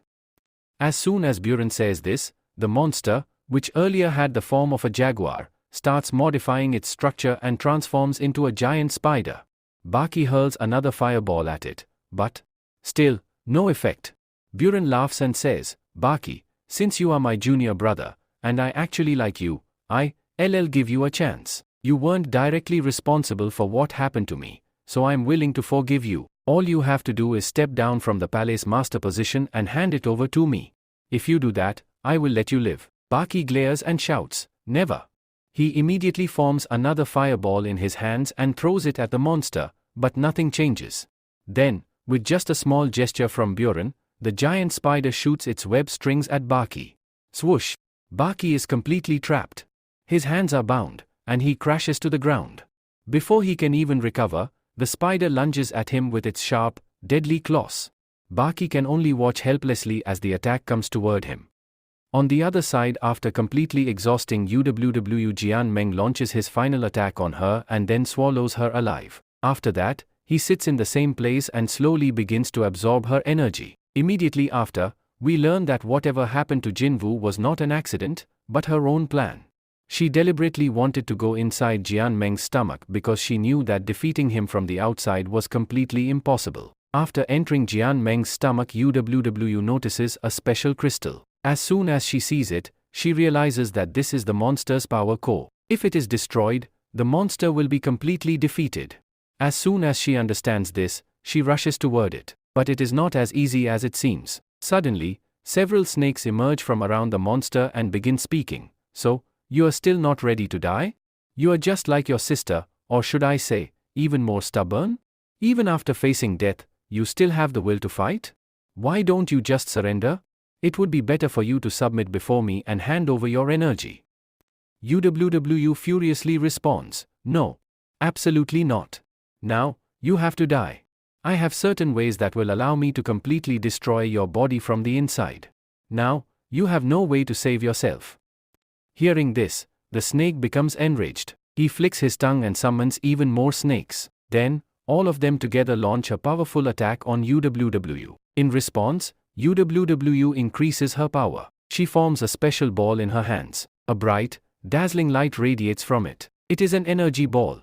With this, a flashback begins. This flashback is from many years ago. This was the time when Pang had not yet met Luje. It is a seaside location where Vayu enters a palace. This is Pang's house. After arriving here, she sits outside the palace and starts speaking. "A man named Jian Meng has troubled us. He has killed many of our people. Because of him, even my sister has died. I want to take my revenge on him. I want to save all my people. Please, help me." Hearing this, a young Pang steps out of the palace and, moving forward, says, "All right, take her with you. Inside this is a very special pill that will grant you extraordinary power for a short time, allowing you to defeat him. But always remember, although you will gain power, how you use it will be entirely up to you. My best wishes are with you. I am certain you will use it wisely. Hearing this, Vayu moves forward and takes the box that contains the pill. With this, the flashback ends. Here, the energy ball that Vayu created is not just an ordinary energy ball, it is actually the special pill. She has held on to it for such a long time because she now fully understands how to use it for maximum effect. She also realizes that consuming the pill is not necessary, rather, it can be used to unleash a special attack. Jinwoo is now preparing to execute this attack. As soon as the attack activates, the pill transforms into the shape of an eagle. A snake attempts to attack it, but just then, Vayu unleashes her next attack. She focuses all her energy on the inner core and strikes with full force. The energy tears through every snake in its path and directly pierces the core. As soon as this happens, Jian Meng's inner core begins to completely disintegrate. The effect is even visible on Jian Meng's body from the outside. He screams, What is happening? My inner core is being destroyed. This girl, what kind of chaos is she causing inside my body? And with that, Jian Meng's body explodes. Every fragment of his body scatters in all directions, and Vayu emerges completely unharmed. She then sits on the ground, crying, and says, finally, he is dead. Sister, did you see? I have avenged you. After this battle ends, we now shift to Baki's side. Here, a spider is attacking him ferociously. It launches a poisonous sting shot at Baki, completely trapping him in its grasp. Now, he can no longer move his body at all. After that, the spider prepares to strike him with its razor-sharp claws. Baki watches as the attack comes straight for him, but then suddenly, time stops. He senses a violet energy surrounding him, and at the same time, he hears the voice of his master, Baki, is this really all you can do? Is this truly the extent of your power? At that moment, all the energy starts flowing into Baki's body, but it still isn't working. Baki starts screaming in pain. He feels an unbearable agony within his body. Then, he desperately cries out to his master, Master, it's not working. I have tried everything. I think I have lost this fight. His master responds, No, you haven't lost yet. You have not yet used the special skill that you were granted upon becoming the palace master. Baki, feeling hopeless, replies, But I have never practiced that skill. I tried many times, but it never worked. I don't even know how to use it. His master speaks firmly, You have no other choice now. I am old and will soon pass away. Every palace master of the White Tiger Empire must learn this skill. So, you must learn it too. This is your last chance. The entire future of the White Tiger Empire is in your hands. Will you learn this skill, or will you give up and accept defeat? Upon hearing this, Baki finds his determination once more. He declares, No, never. I refuse to surrender. Even if I have to sacrifice everything in this battle, I will fight until my last breath. As soon as he says this, energy surges back into Baki's body, and this time, it works. Now, time begins to move again. Even Boran notices the energy radiating around Baki's body. Shocked, he exclaims, What? How are you doing this? Did you learn that skill? Baki smirks and says, Yes, I have mastered it. Its name is Violet Thunder Punch, and now, you will witness its power. As soon as Baki says this, a massive surge of energy bursts from his body, striking the monster directly. In a single blow, the monster disappears. After that, Baki stands up and charges toward Boran at full speed. Boran, furious, mutters, That old man, he actually did it. Old man, you have made a grave mistake. I will soon come for you and take my revenge as well. But for now, this boy is about to die. Even if he destroyed my beast, I still have enough power left to finish him. Baki says, What are you going to do now? You do know that my Violet Thunder Punch is extremely dangerous, right? You won't be able to withstand it. Boran replies, Oh, I absolutely can. You haven't even seen my full power yet. Now, you will witness it. After saying this, Boran activates the power of the Black Tiger and transforms himself into one. Seeing this, Baki starts thinking, What is happening? We belong to the White Tiger Empire, so how is Brother Boran able to transform into a Black Tiger? Just then, Boran jumps and attacks Baki with full force. Baki immediately uses his hat as a shield to block the attack. Boran's attack lands on the hat but doesn't directly hit Baki's body. However, Boran's power is overwhelming, and due to its force, Baki starts sinking into the ground. Boren then speaks, I am your senior, which means I have always been stronger than you, and I still am. Even though that old man taught you that skill, you still can't defeat me. Now, I will show you a glimpse of my power. Saying this, Boren pulls both his arms back and attacks Bucky again with full force. This time, even Bucky's shield fails to protect him. Boren's hands smash into the ground, and when he pulls them back, Bucky is nowhere to be seen. Seeing this, Boren shouts angrily, how long are you going to keep playing hide-and-seek with me? Don't you understand that the White Tiger Empire is still lagging behind because you are the Palace Master? If I become the Palace Master, the White Tiger Empire will rise to glory again. The lost honor can only be restored if I lead it and run things the right way. While saying this, Boren frantically searches for Bucky, but he can't find him anywhere. Suddenly, from the very hole Boren created while attacking Bucky, Bucky emerges. Seeing this, Boren exclaims, how is this possible? You were just there. And yet, you survived my attack. Bucky responds, yes, you, rewrite. I survived because I made a promise to my master, to protect the White Tiger Empire at all costs. And as for what you said about becoming the Palace Master to restore the Empire's glory, that is never going to happen. If you become the Palace Master, the first thing you'll do is turn the White Tiger Empire into a slave of the Lion Empire, because you are a slave of the Lion Empire yourself. Senior brother, you have strayed from the right path, and that is why I must end you. Saying this, Bucky activates his Thunder Punch again, filling his fists with immense energy. He then lands a powerful punch on Boren's face, leaving him severely wounded. But Bucky doesn't stop there, he lands a second punch and then a third punch with full power. After taking 3 consecutive full power punches, Boren collapses on the ground, coughing up blood. He reverts back to his human form, but something seems off. After Bucky's attack, Boren starts behaving strangely, almost as if he has gone mad. He screams loudly, looking up at the sky, and shouts in a crazed voice, this world is going to be destroyed soon. Its existence is coming to an end. Black Hermit, this is all because of you. You tricked me. You set me up here. Look at me, I have lost this fight. Everything that happened to me, all the disgrace I have suffered, it's all your fault. Just as Boren is about to say something else, his entire body turns black, and in the very next second, he shatters into pieces and disappears. Seeing this, Bucky mutters, what was that? What kind of effect took over Boren's body? And what did he mean when he said this world is going to end soon? And more importantly, WHO is this Black Hermit? After this, the scene shifts to Peng's location, who is still on top of a tree. Suddenly, someone attacks him. Peng dodges the attack, jumps back, and sees that it's Lu Feng. Lu Feng smirks and says, Seng Jia Peng, I finally found you. Ever since I entered this tower, I've been searching for you people, and now, my search is complete. Peng replies, congratulations. Your search is over. Now tell me, what do you want from me? Lu Feng responds, there's only one thing I ever want, to kill both you and that brat Lu Zhan. And to take that chain from you. But wait. I just remembered, the chain is actually with Lu Zhan, so I guess coming to you first was a mistake. I know. I'll kill you first, then go to Lu Zhan and take the chain from him. Lu Feng then smirks and says, I hope you haven't forgotten that I always keep this with me, to remind me of my revenge. The wound you and Lu Zhan gave me in the Southern Sea, I will make sure you pay for it. This thing always reminds me of that pain and keeps my hatred burning.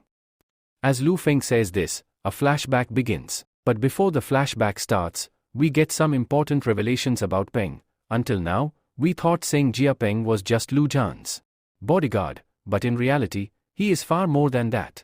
In fact, his status is even higher than Lu Zhan's. He is the prince of the Peng Empire.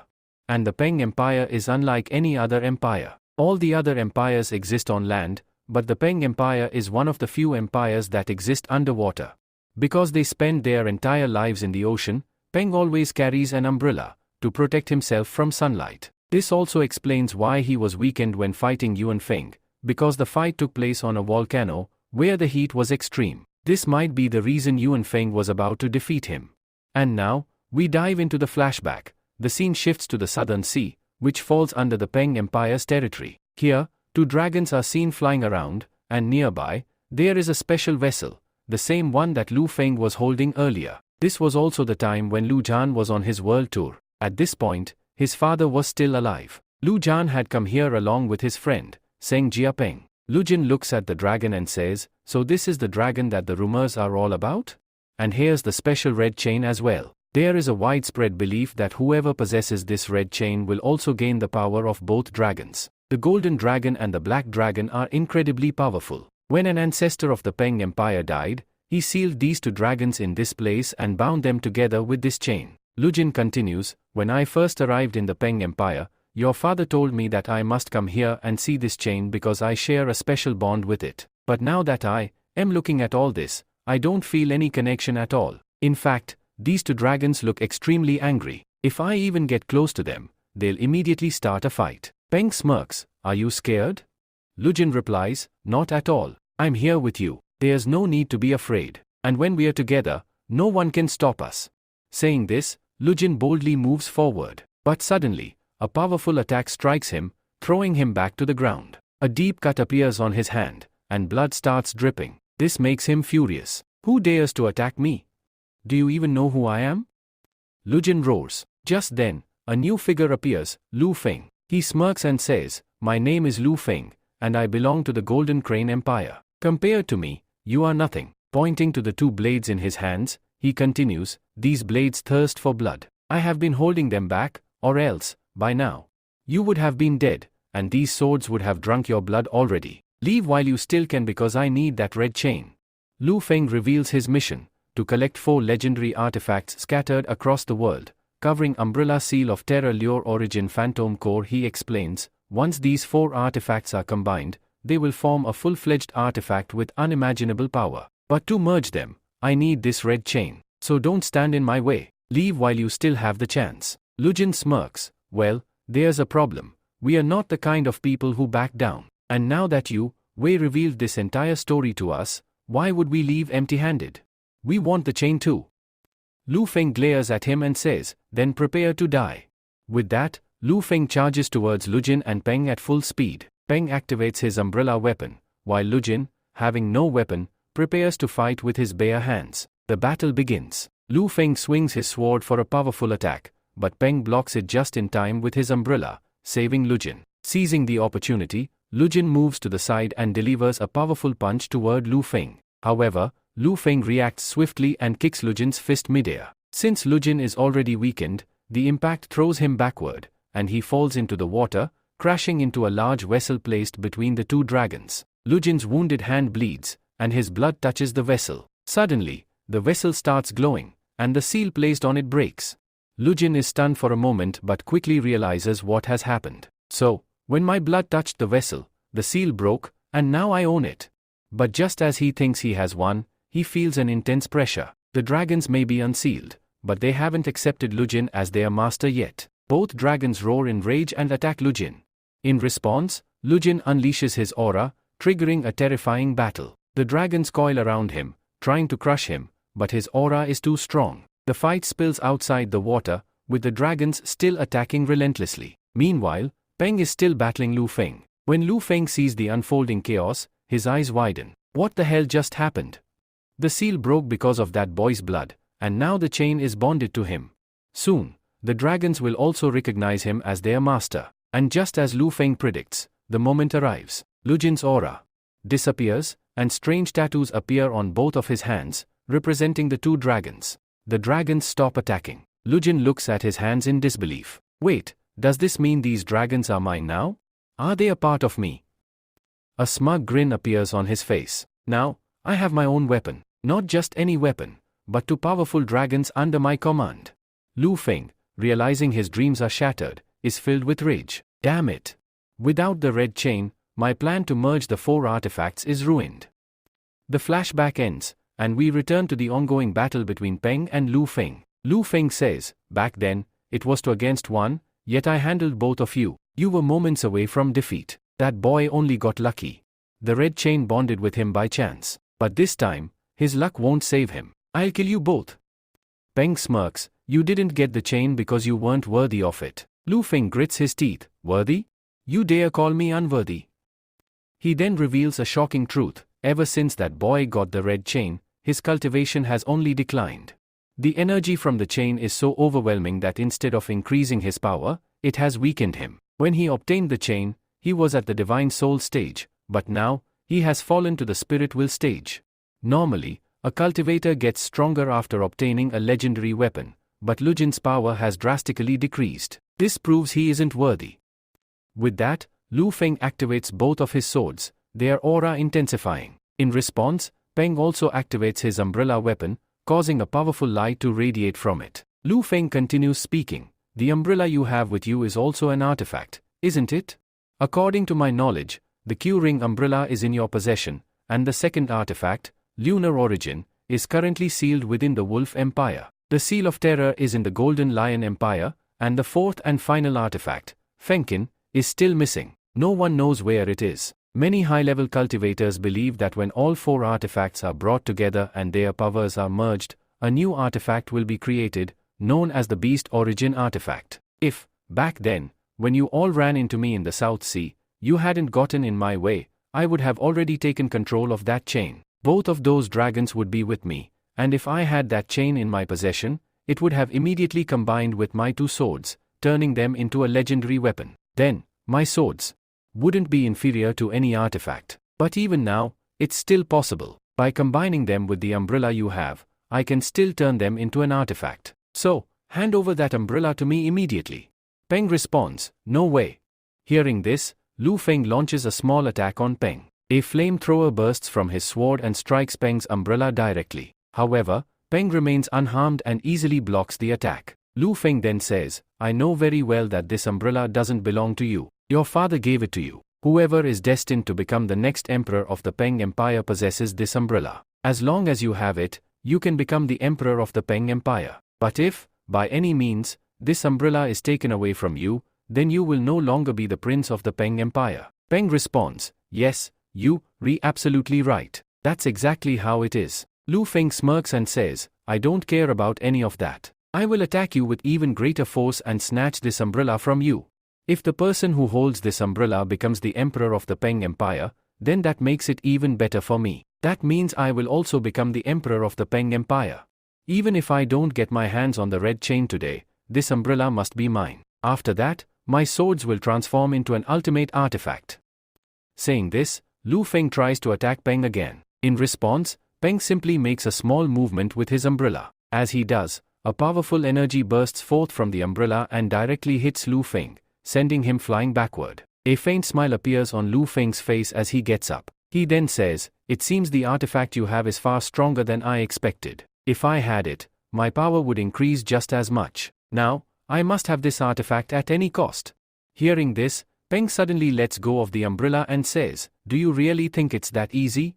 As soon as Peng says this, his power begins to activate even more. A water aura starts flowing out of his body. At the same time, Lu Feng activates the power of his scream and attacks Peng with full force. With this, a samurai-style battle begins between the two beasts. On one side is a massive water monster, and on the other is a golden crane. The water monster repeatedly tries to catch the crane, but it slips through every time. Meanwhile, the crane's every attack lands perfectly on the water monster's body. Gradually, the water monster starts losing, and in the end, the crane emerges victorious. With that, the samurai-style fight comes to an end. Here, the victorious beast is the golden crane, meaning Lu Feng has won the battle. On the other hand, Peng is in a dire state. His umbrella has slipped from his grasp and fallen a short distance away. Lu Feng walks up to Peng, places his sword on his neck, and says, "Everyone in your Peng Empire is incredibly weak. They want to make you their next king, but you are completely unworthy of that position.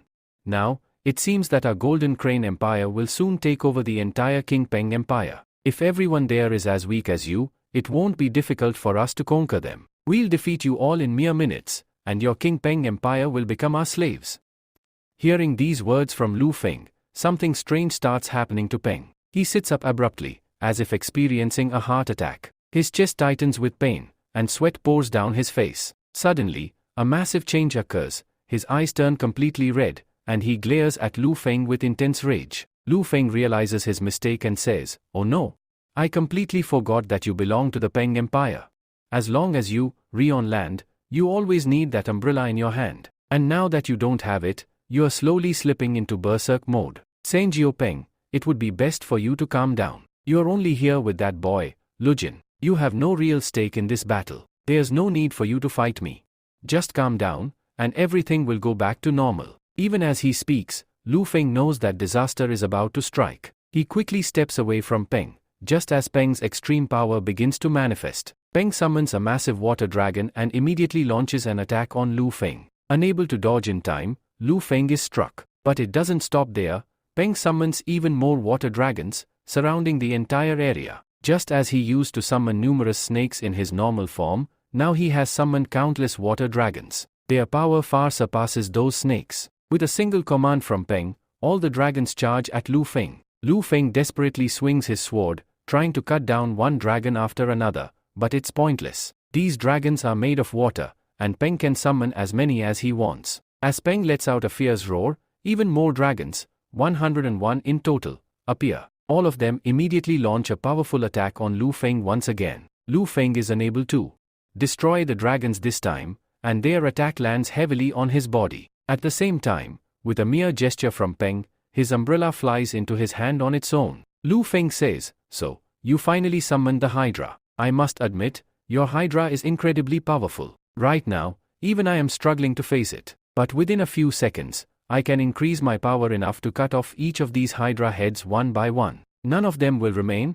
and after that, you won't be able to stand against me either." After saying this, Lu Feng begins to amplify his powers. Once again, the aura of the golden crane emerges from within his body, and a strange energy spreads all around. In response, Peng holds his umbrella forward and gathers all the dragons around him. Then, as soon as he clenches his fist, all the dragons come together in one place, merging into each other one by one. Eventually, they combine to take the form of a massive monster. Lu Feng, however, does not stop. Without hesitation, he charges at the water monster with his golden crane. Alongside, he creates multiple fire stripes around him and launches them at the monster. The monster immediately opens its mouth and absorbs all the fire stripes, completely extinguishing them. Then, it closes its mouth and continues advancing toward Lu Feng.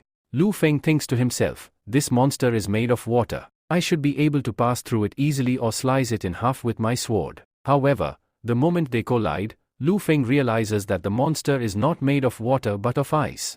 The creature is so incredibly strong that, as soon as Lu Feng strikes, his swords slip from his hands. He is thrown back violently and crashes onto the ground, blood spilling from his mouth. As he lies there, he looks at Peng and says, "I accept my defeat. You have won this fight. It pains me deeply that I could not even defeat you, let alone Lu Jin." When Lu Feng looks at Peng again, he notices that Peng is still furious. He asks, "So, what are you planning now? Do you intend to kill me right here?" Peng replies coldly, "Yes, I want you dead right here." Just then, Vayu arrives at the scene, standing on a branch above. She looks directly at Peng and mutters, "What's wrong with Peng? His eyes are glowing strangely. He doesn't seem like the Peng I know. Something is definitely wrong with him." At that moment, Peng's gaze lands on Vayu, and he suddenly goes berserk. He immediately commands his monster to chase after Vayu. Seeing this, Vayu is terrified and starts running away as fast as she can. Lu Feng yells, "What are you doing? I am your opponent. Attack me. Kill me." At that moment, Vayu has a flashback. It's from the time when she had gone to Peng for help. During that meeting, she also encountered Peng's father, who told her more about the pill Peng had given her. He explained that the pill was connected to his son, and if she ever needed help, she could use it to summon him. Remembering this, Vayu quickly takes out the pill and starts speaking to Peng through it. She says, "Peng, look at me. Do you recognize me?" As soon as Peng hears Vayu's voice, he begins to return to normal. His monster vanishes, and he looks at Vayu, saying, "Yes, I know you. You are Vayu." Now that everything is back to normal, Vayu calmly approaches Peng and says, "Just a while ago, I met Lu Jin. He was in a hurry, climbing to the top of this tree as fast as he could. He told me that someone has captured Jamaya, and he is going up there to rescue her." Peng responds, "Then we should go there too. Jamaya needs our help." Lu Feng interrupts, "Wait a minute. Have you both forgotten about me? I'm still here. This fight isn't over because I'm still alive. Either attack me and finish me off or accept your defeat at my hands."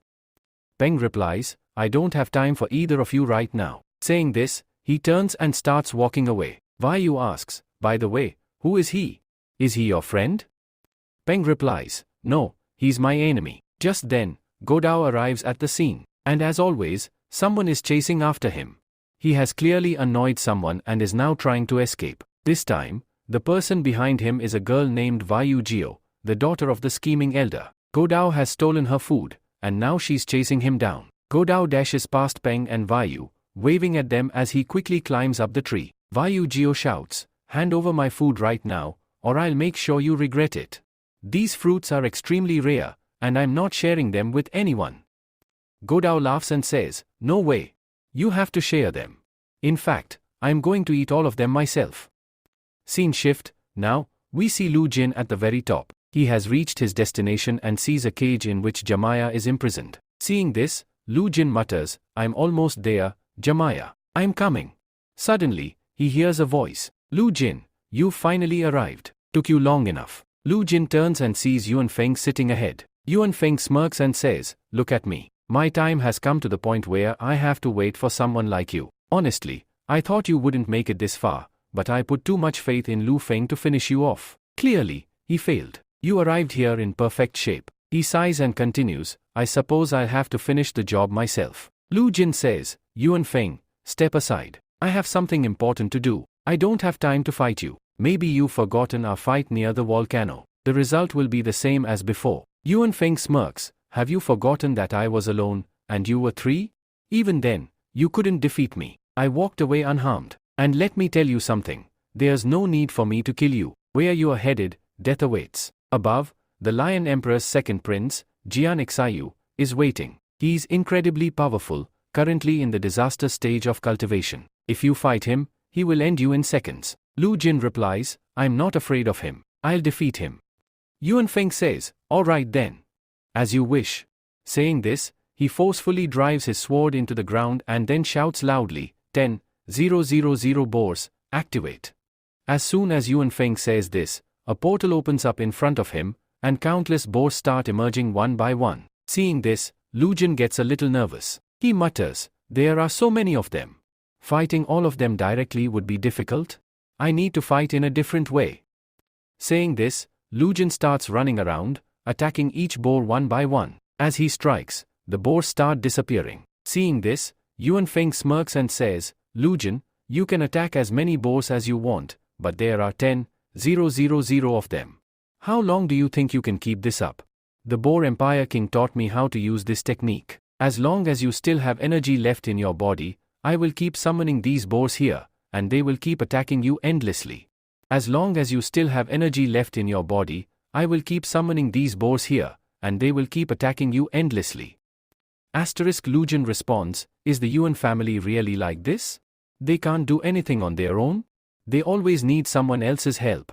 In the end, you proved that your Yuan family has been begging the Boar Empire for power."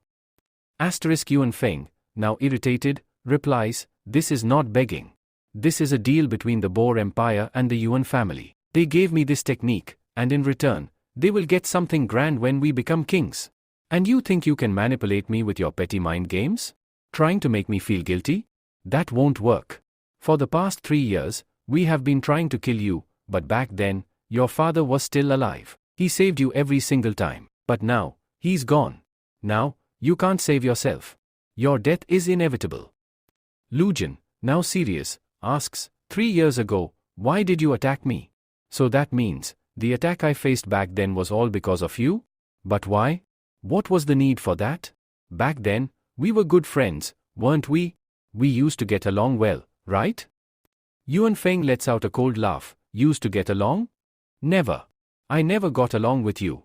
You were a prince, and I was just a commoner. Yet, despite you being more talented, I was still placed in the second position in the entire empire. No matter how hard I worked, I could never reach the first position, because you were the prince.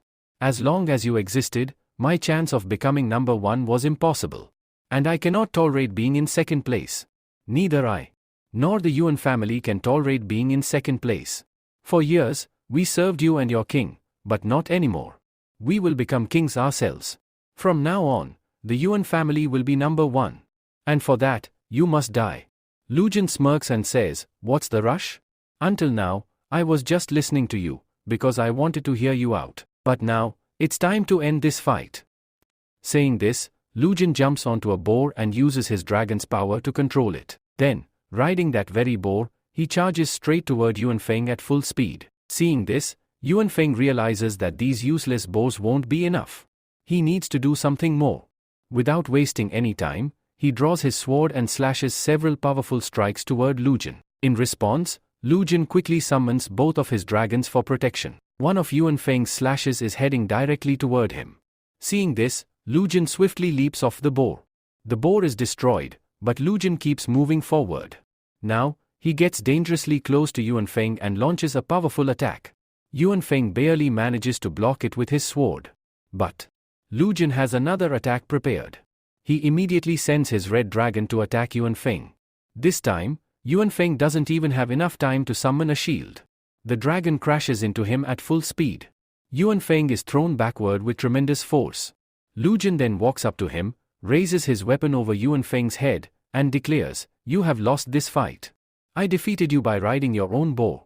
Now, accept your defeat."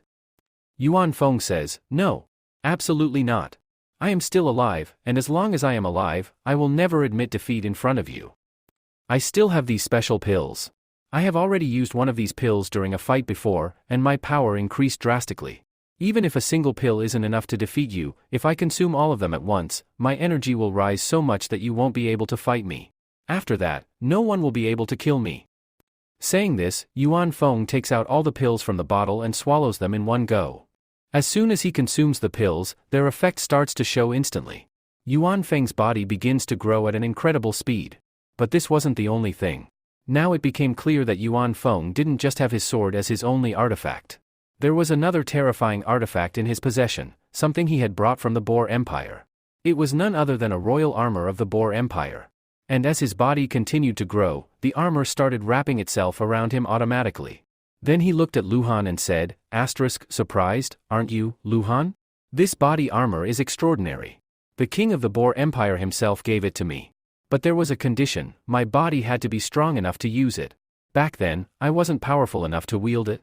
But now that I have consumed these pills, I am strong enough to use this armor to its full potential." Lu Han starts thinking. This is bad. He has become far too powerful. Judging by his aura, he has surpassed even the disaster stage. Fighting him now will be extremely difficult. Yuan Feng smirks and says, "What's wrong? Are you scared just by looking at me? This armor makes me invincible. No attack of yours will have any effect on my body, because this armor is a special artifact. Now, let's see who is truly stronger, your weak body, which has no armor or special abilities, or me, who has absorbed all these pills and turned my body into a monster." Lu Han clenches his fists and replies, "No. No matter what happens, I will still be stronger than you." With those words, Lu Han launches the fight. He swiftly swings his sword forward, releasing a massive flamethrower straight at Yuan Feng. But Yuan Feng doesn't even try to dodge. He stands firm, completely confident that his armor will protect him.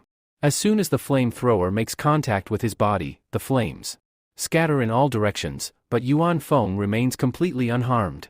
Seeing this, he smirks and then swings his sword at Lu Han with tremendous force.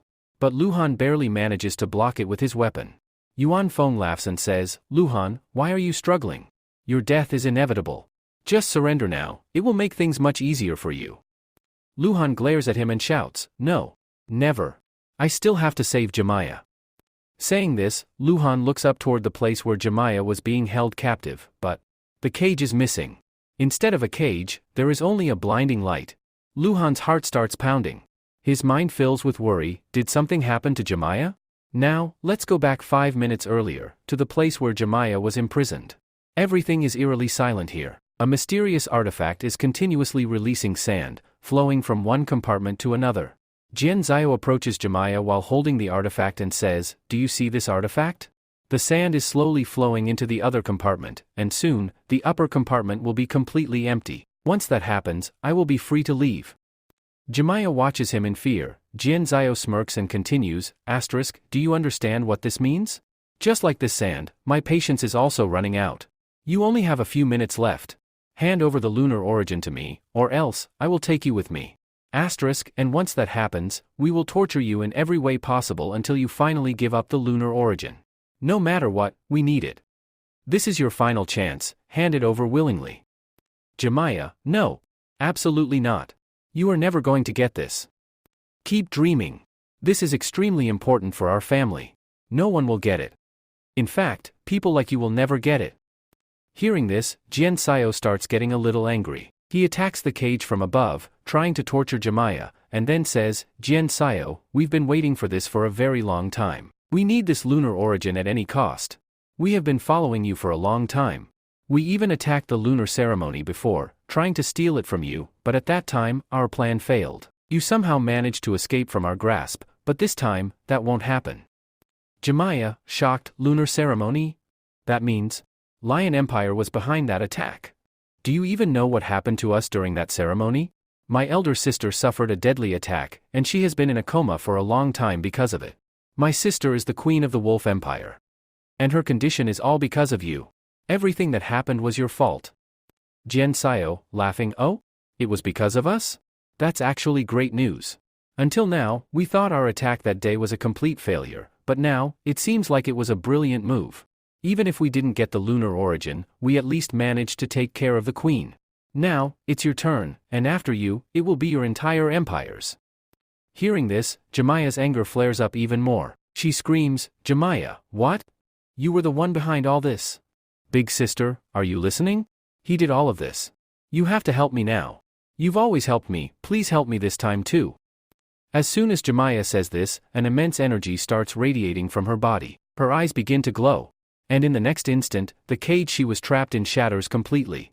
A blinding light spreads all around.